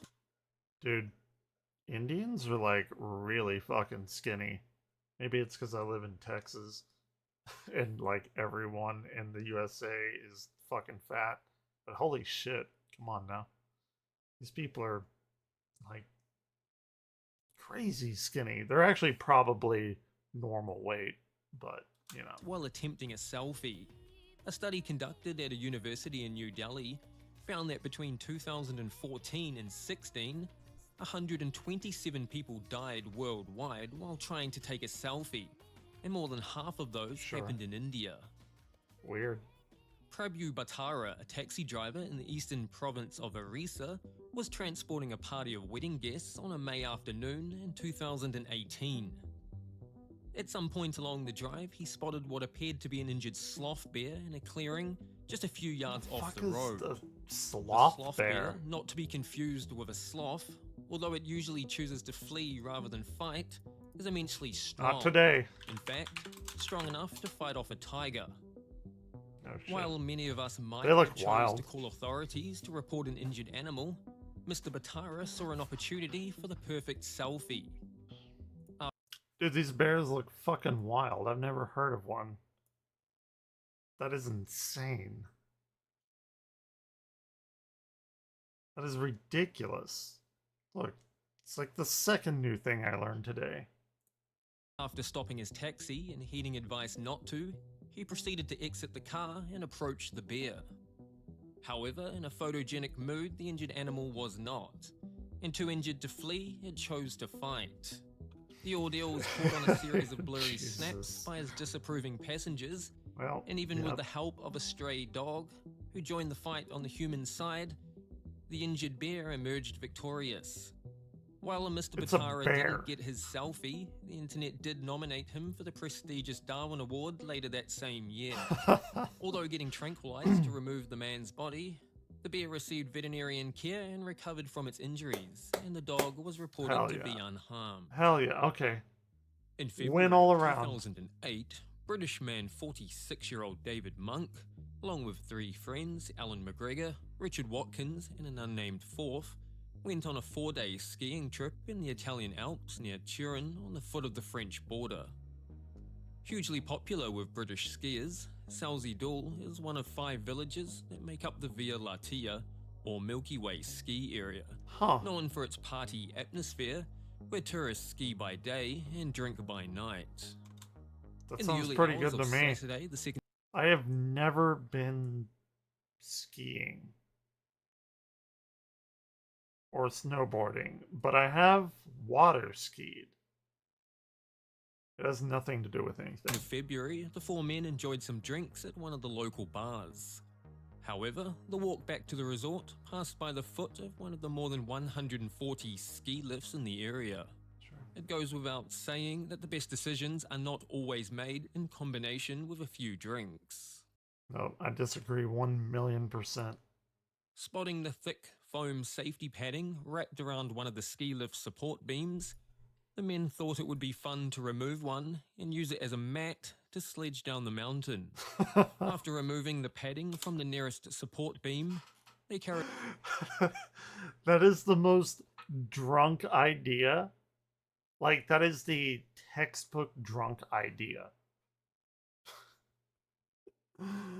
it a short way up the mountain before placing it on the snow, and all 4 men hopped on board. All 4 of them. As they pushed off, they undoubtedly felt the cool, snowy breeze rushing past them. However, any pleasurable sensations abruptly stopped when the makeshift sledge and its passengers collided with one of the ski lift support beams at high speed.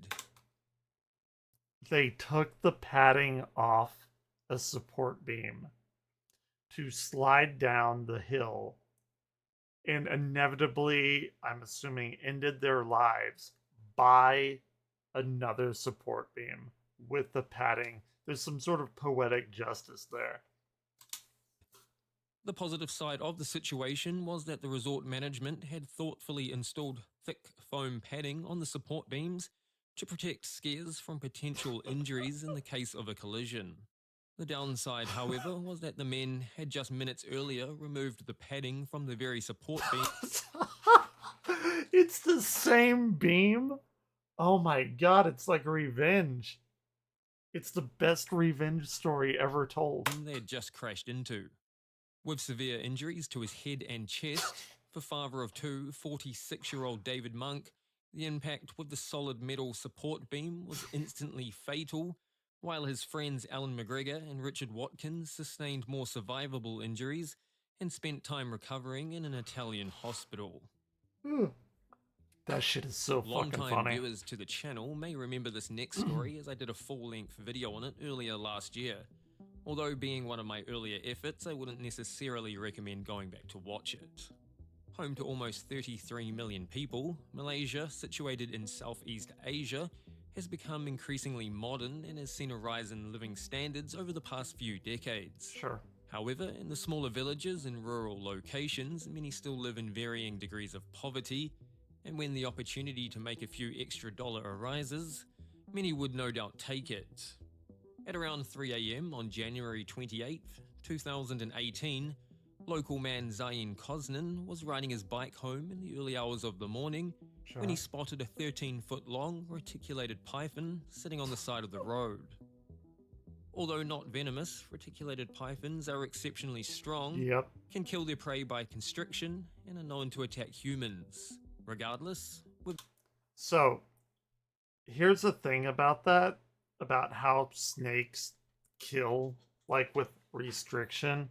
It's not that they squeeze them to death, and I didn't know this until like maybe 7 or 8 years ago. They don't squeeze them to death. They squeeze as hard as they need to whenever a person lets out a breath. They squeeze so they can't take in the breath. I didn't know that. I thought they just like fucking squeezed them and pulverized their rib cage and everything like that. It is not necessarily that. Some of them also go around the neck, and that's probably not good too. Cutting off the blood from your brain, that'll get you real quick. I've seen a video of that happen. It's pretty fucked up. with the ability to fetch around $25 US, unemployed Zaim thought it would be a good idea to catch the snake and try sell it.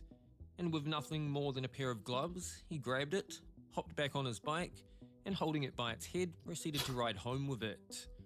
However, the python had no interest in becoming a snakeskin boot, belt, or handbag and chose to fight back. Coiling itself around its captor, the snake squeezed him to death and remained attached to him until being killed itself a few hours later by the authorities.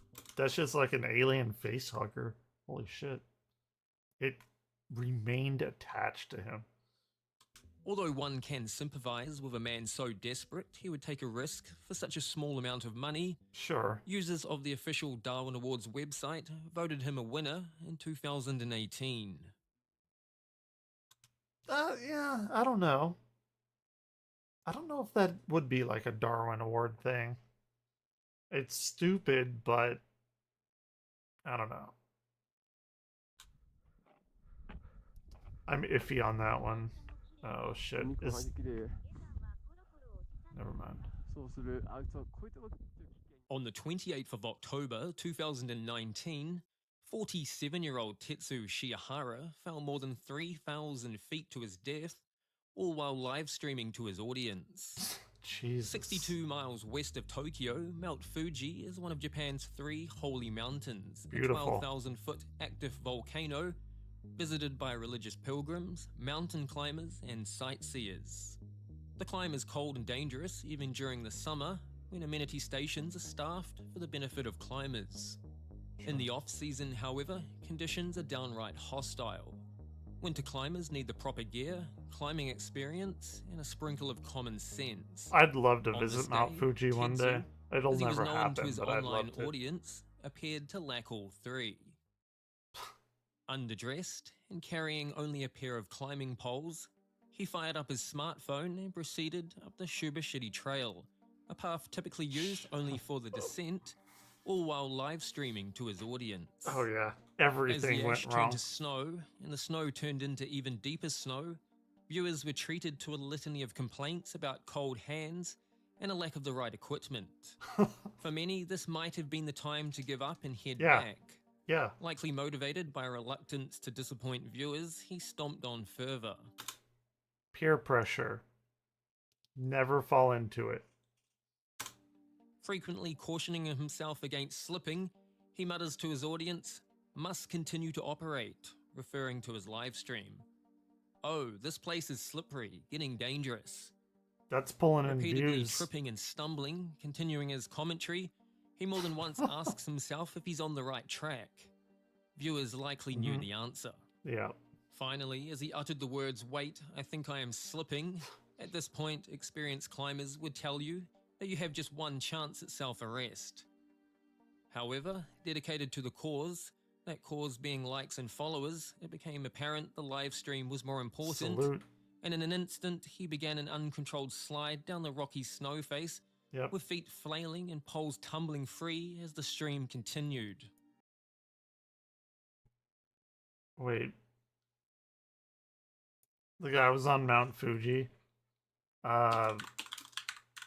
Here, I'll keep it playing. I want to see if I can The find footage that. abruptly stops with a static image showing a climbing pole frozen in mid-flight. Jesus. Flabbergasted viewers promptly alerted the authorities, and his body was discovered the next. Okay. So this person has uploaded this to YouTube, so it's clearly fine. He has never gotten stricken. I don't know. Whatever. I'm not an English person. Let's watch it. Avert your eyes.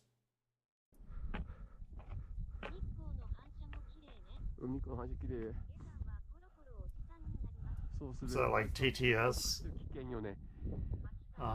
Here we go. It's happening.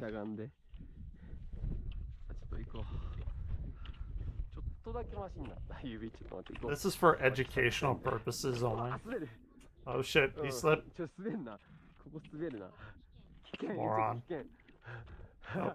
ちょっと待って、シャドウが30度ぐらいあるけど、ちょっとな、ちょっと待って。 Uh-oh. 滑るな。 Uh-huh. 危ないな。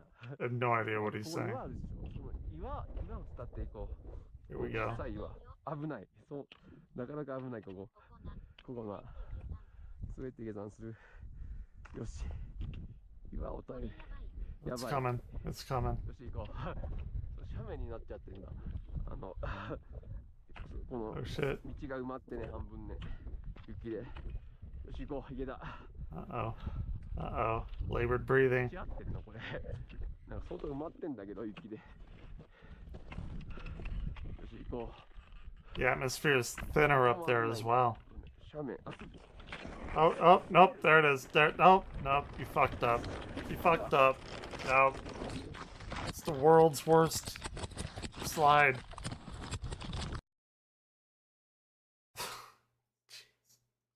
There it is. And, yeah.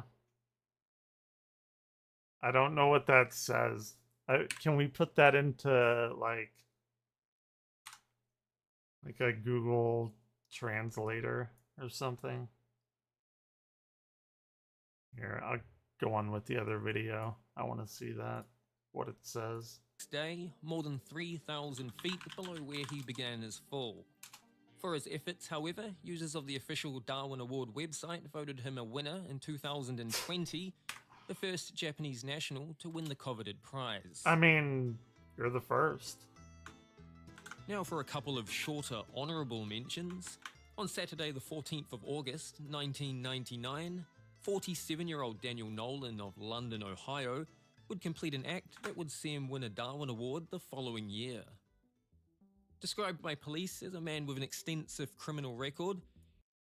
Oh, that thing? That one character means no. So everyone was like spamming that. It just means no. He had honed his craft of thievery over the years. On that fateful August night, Daniel went on a stealing spree across the city, breaking into car dealerships, jacking up vehicles and stealing parts. However, after breaking into a Buckeye Ford dealership, his luck ran out when his target slipped off the jack and landed squarely on his chest. We're watching morons dying. Not actually, but it's the Darwin Awards. This shit's funny. Where it remained How's it going? until being discovered by employees the following Monday morning. This next story was never officially nominated for a Darwin Award, but I think it definitely warrants a mention. Fair American enough. Visual effects editor, 29-year-old Catherine Chappell, who worked on the hit TV show Game of Thrones, and Really? movies such as Captain America, The Winter Soldier, Cool. visited South Africa to raise She's money kinda for a cute. wildlife conservation. Oh, nice. When did it come out? Was it today? There was some weird shit going on with that. Like, I don't know one way or the other, but like people are angry that they changed some lady's dress or something. I don't know. Have you heard that? Oh, a week ago, really. Also leaving from, oh, nice. What are you doing there? I do need to get that though. Charity. As part of that tour on the 1st of June 2015, she visited the Lion Park in Johannesburg, where tourists can get up close and personal with the lions, all from the that. comfort of their vehicles. Oh, dude. However, in the interest of safety, guests must adhere to a very strict rule. You must not wind down your window. Oh, I wonder what's gonna happen. Yeah. I don't know. There was some like bullshit thing. I don't know. Oh, nice. Cool. Tragically though, sitting in the back seat of the vehicle, that's precisely what she did. Why? This Don't photo do it. taken by a tourist in the vehicle behind. Do people like not understand that to have warnings, someone must have done the thing to like elicit that warning to be put up? Do people not understand that? Like, don't jump the fence. Somebody at some point in time must have jumped a fence and fucked up real bad. Don't roll down your window. And here's why. Captures the moment right before a lioness leaped halfway into Catherine's vehicle. Yeah. Despite attempts from the front seat occupants to push the lion off her, Catherine sustained unsurvivable injuries and died shortly after. If you enjoyed today's video, I mean, yeah, I don't. Why? What could have possibly been the reason to roll down your window instead of keeping it up? Maybe like she wanted to pet the animal, the, very carnivorous animal. love it if you considered subscribing and joining me for the next one. To watch my video about a man who lost his life when he made a rather poor decision after riding the raptor. We just watched that. Yeah, Big Kitty, yeah. Oh my god, some of these are so fucking funny. Oh, I haven't watched this one. On my first video. Yeah, so I went into an interview today. It's first one, like, proper that I've had in 3 years. Apparently, like, it's a director of a planetarium job. It's like south of me. They have the largest planetarium in Texas. I did not know that. And that shit was fucking amazing. Very intimidating, though, to go into that interview, because there were like 8 people there that are like head of the college. I mean, I have all the credentials that they want or need. Like, I've worked in a planetarium. I've never like been the director or whatever, but obviously you can learn. And they were like, "Oh, what can you do to like strengthen the planetarium?" Like, shit, I've done star tours all the time. I've given talks like the black hole talk, kind of explained how we turned our planet into a giant telescope with interferometry. And anyway, it was stuff like that. I mean, it's incredibly intimidating because you had like uh obviously like the president there. There was like a physics, like the physics chair was there, but like I'm technically not interviewing for like a faculty job as far as like teaching goes. Um but anyway, obviously like they would be there, and then we had like the HR person there, and then it's like owned with a museum called the Pierce Museum. So she was there, and then you had another person there, and I sat down. It's like, oh, this reminds me of my grad school days. And everyone laughed. Pretty much it went like as well as it could have, other than the fact that I've never done like budgeting for shit like that. Like, it just never, like, other people do that, like, even as a professor.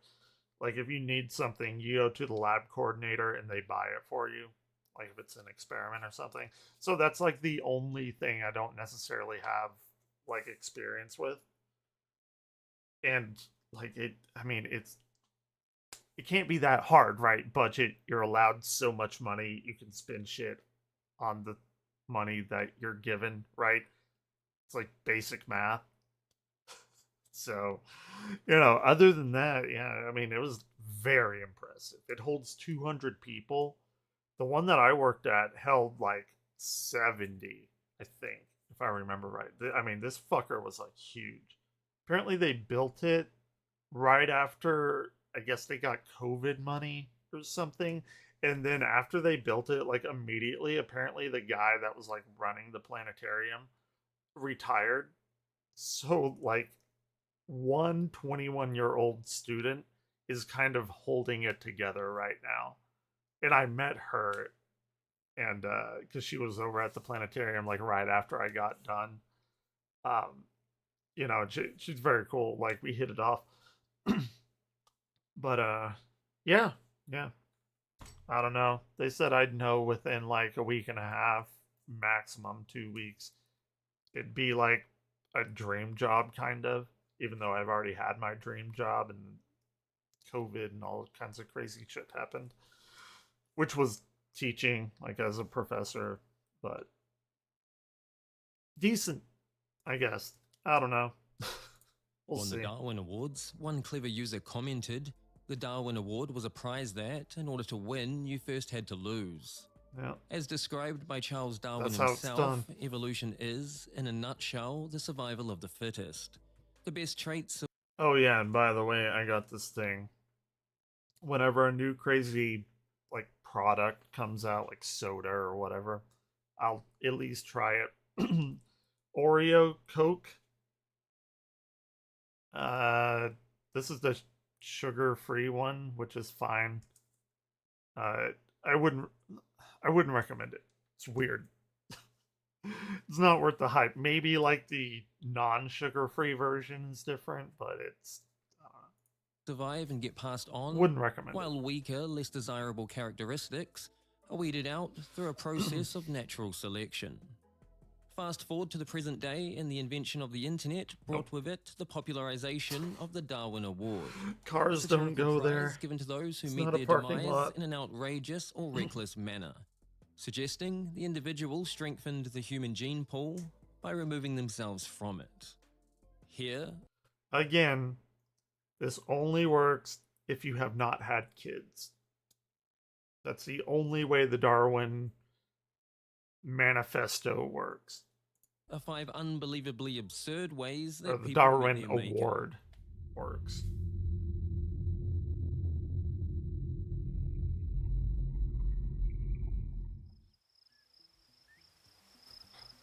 Okay, With what a are we doing? population of around 300 people, the sleepy town of Waipara, situated around 1 hour north of Christchurch, New Zealand's second largest city, it's beautiful. Apart from a few wineries and a railway preservation group, is largely uninteresting. However, on the 11th of June 2008, the town made national headlines, albeit for rather absurd reasons. After a day's work in the local vineyard, friends 25-year-old Cole Higginson and 23-year-old Nick Uprichard planned an unscheduled trip to Christchurch. Higginson, the son of former New Zealand All Black rugby player Graham Higginson, was described by a yeah, of friend course, I as know him. full of life and knuckling down after some scrapes with the law.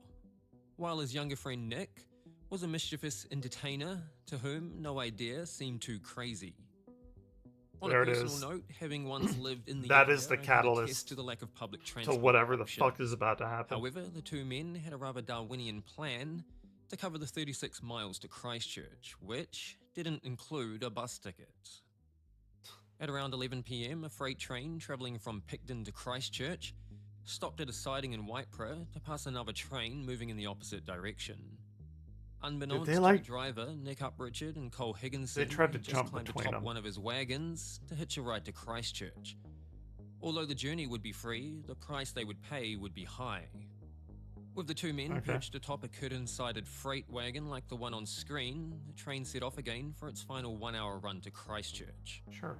Although they had correctly calculated there would be no tunnels on the journey, perhaps the last thing on their mind figuratively, and unfortunately, as it would turn out, also quite literally, were the numerous footbridges in the northern suburbs of Christchurch. At around midnight, as the train powered through the outer limits of the city, still perched atop a freight wagon, the two men were likely planning their escape once the train reached the freight yard. However, unbeknownst to them, they were on a collision course with destiny. The Brindwa footbridge, with a mere 19 inches of clearance, was now fast approaching. The bridge. Likely sitting upright, certain all hazards were He called it a footbridge. We call it pedestrian bridges. behind them. In the dark of night, the bridge was impossible to see. When the train passed below, both men struck the bridge, and moving at such speed, the impact was instantly fatal. I mean... As I said earlier, the ticket to ride was free, but they hadn't read the fine print. Oh, this is great. On the night of July 12, 1997, 22-year-old fast food worker Eric Barcia would complete an act that would see him win a Darwin Award in 1997. I don't think I would ever go bungee jumping. I don't know. Do you count the ride like at an amusement park where they like pull you back and then they fucking like fling you everywhere? I've done that. But like regular bungee jumping at a random area, I don't know. I don't think so. Of all the stories I've covered, this one is maybe the most bizarre. At around 2 a.m. on Saturday, July 12, 1997, a local man was walking through Lake Ackerton Park in Fairfax, Virginia. The park would have been, as you'd expect, at 2 a.m., dead calm and silent, but for the gentle sound of trees rustling in the wind. Sure. However, upon leaving the shelter of the trees and entering the clearing near the railway bridge, he saw something that no doubt sent shivers up his spine and caused his heart to skip a beat.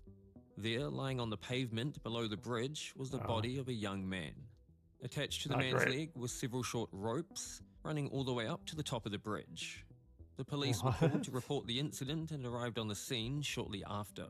It became immediately apparent that the cause of his death was major trauma after what... This guy did not believe that ropes were the same thing as bungee cords, did he? There's no way a person can be that stupid, right?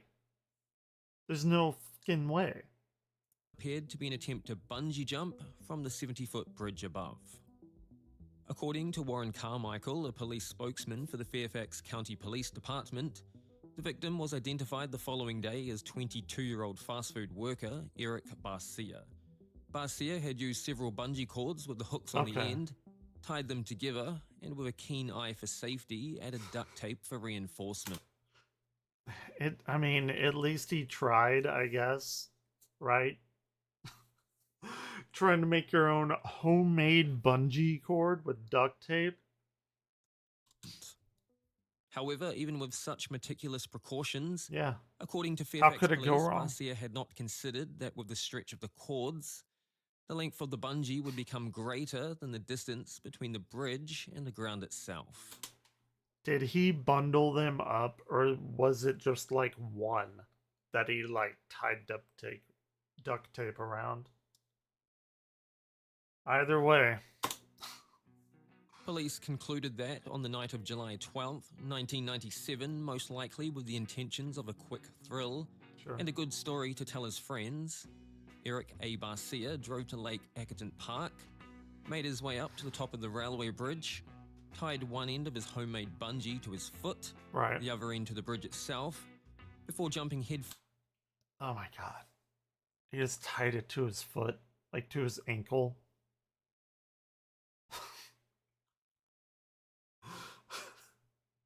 You gotta wonder what's going through their mind when they're doing that. Like, really? Like, what's the thought process? First over the side, hitting pavement 70 feet below several seconds later.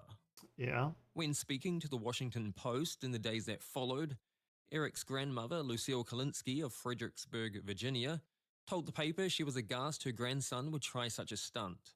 He was always so smart at school. Well, I said this earlier. I'm pretty fucking smart at some things, but I am fucking dog shit idiot at other things. And that's not a unique trait we're seeing. On the 8th of November 1997, 28-year-old Wayne Roth of Jenkinstown, Pennsylvania, was having a few drinks at the home of his good friend Roger Cruto. In fact, he'd had rather more than a few drinks. That's how all the best stories begin. It's how all of my stories begin. And, according to a coroner's report a few days later, he'd also taken numerous other substances. Anywhere else, this would likely have been fine.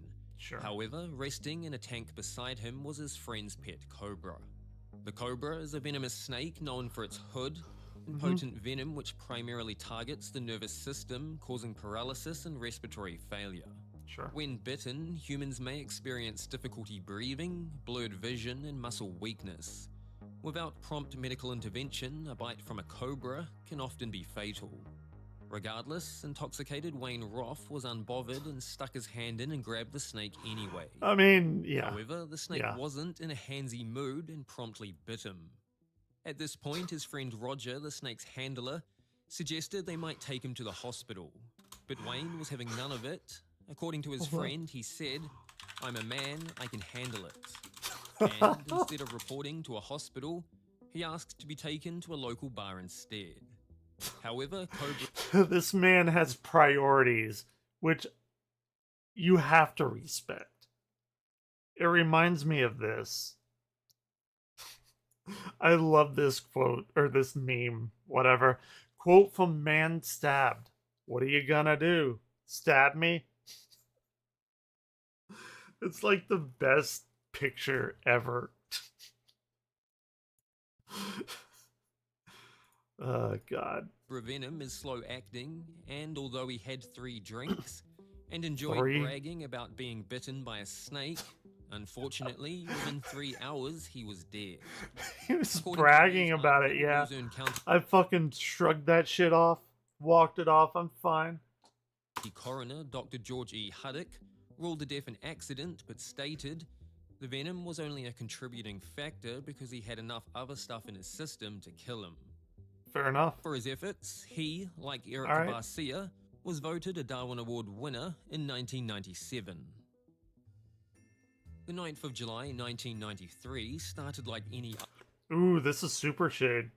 This is his territory. Unbreakable Canadian Glass. other day for 39-year-old Gary Hoy. A lawyer specializing in corporate and security law, Gary worked for Holden Day Wilson on the 24th floor of the Toronto Dominion Centre, one of 5 prominent financial district skyscrapers. Like, do y'all have a weird way of making glass other than like everybody else in the world? Is it some sort of like trade secret? Built in 1969. Gary, who was separated from his wife and had no children, had been with the firm since 1979, and his career appeared to be on the up. That was, until he made a rather unforced error. On this distinctive Friday, a group of young law students visited the offices of Holden Day Wilson, many looking to land an internship. As part of the event, Gary took the students on a tour of the 24th floor offices. Sure. However, he decided to show them a party trick which he had done many times before. Perhaps to show off, get a few laughs, and demonstrate the strength of unbreakable Canadian glass, Gary threw himself at the window at full force, and just like every other time, self-defenestration, I believe is what that is called. He bounced off harmlessly and the glass didn't break. In a playful mood, he decided to repeat the trick and once again, at full speed, hurled himself against the window. This time, like all the other times, the glass didn't break. Sure. Instead, it simply popped out. Gary, along with the window, tumbled 100 feet and 24 floors to his death, all while students and his colleagues looked on in horrified silence. Didn't break. You gotta give him that. Glass did not break. In the aftermath of the incident, structural engineer Bob Greer was quoted by the Toronto Star as saying, "I don't know of any building code in the world that would allow a 160-pound man to run up against a glass window and withstand it." And according to another source, a managing partner at the firm told the Toronto Star, Gary was one of the best and brightest members of the 200-man association. It's worth noting that Holden Day Wilson closed just 3 years later, becoming the largest law firm closure in Canadian history. However, there is a silver lining to the story. It's that Gary was voted by the internet a Darwin Award winner for 1993.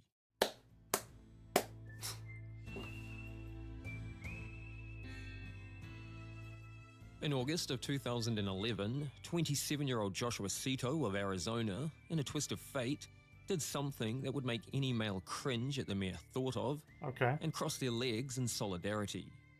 In Arizona, neither a permit nor a It's gonna be bad. It's gonna be some dick shit. Testicles. Whatever. holster is required when carrying a handgun. Regardless, a holster might shot still himself be a in good the dick. idea.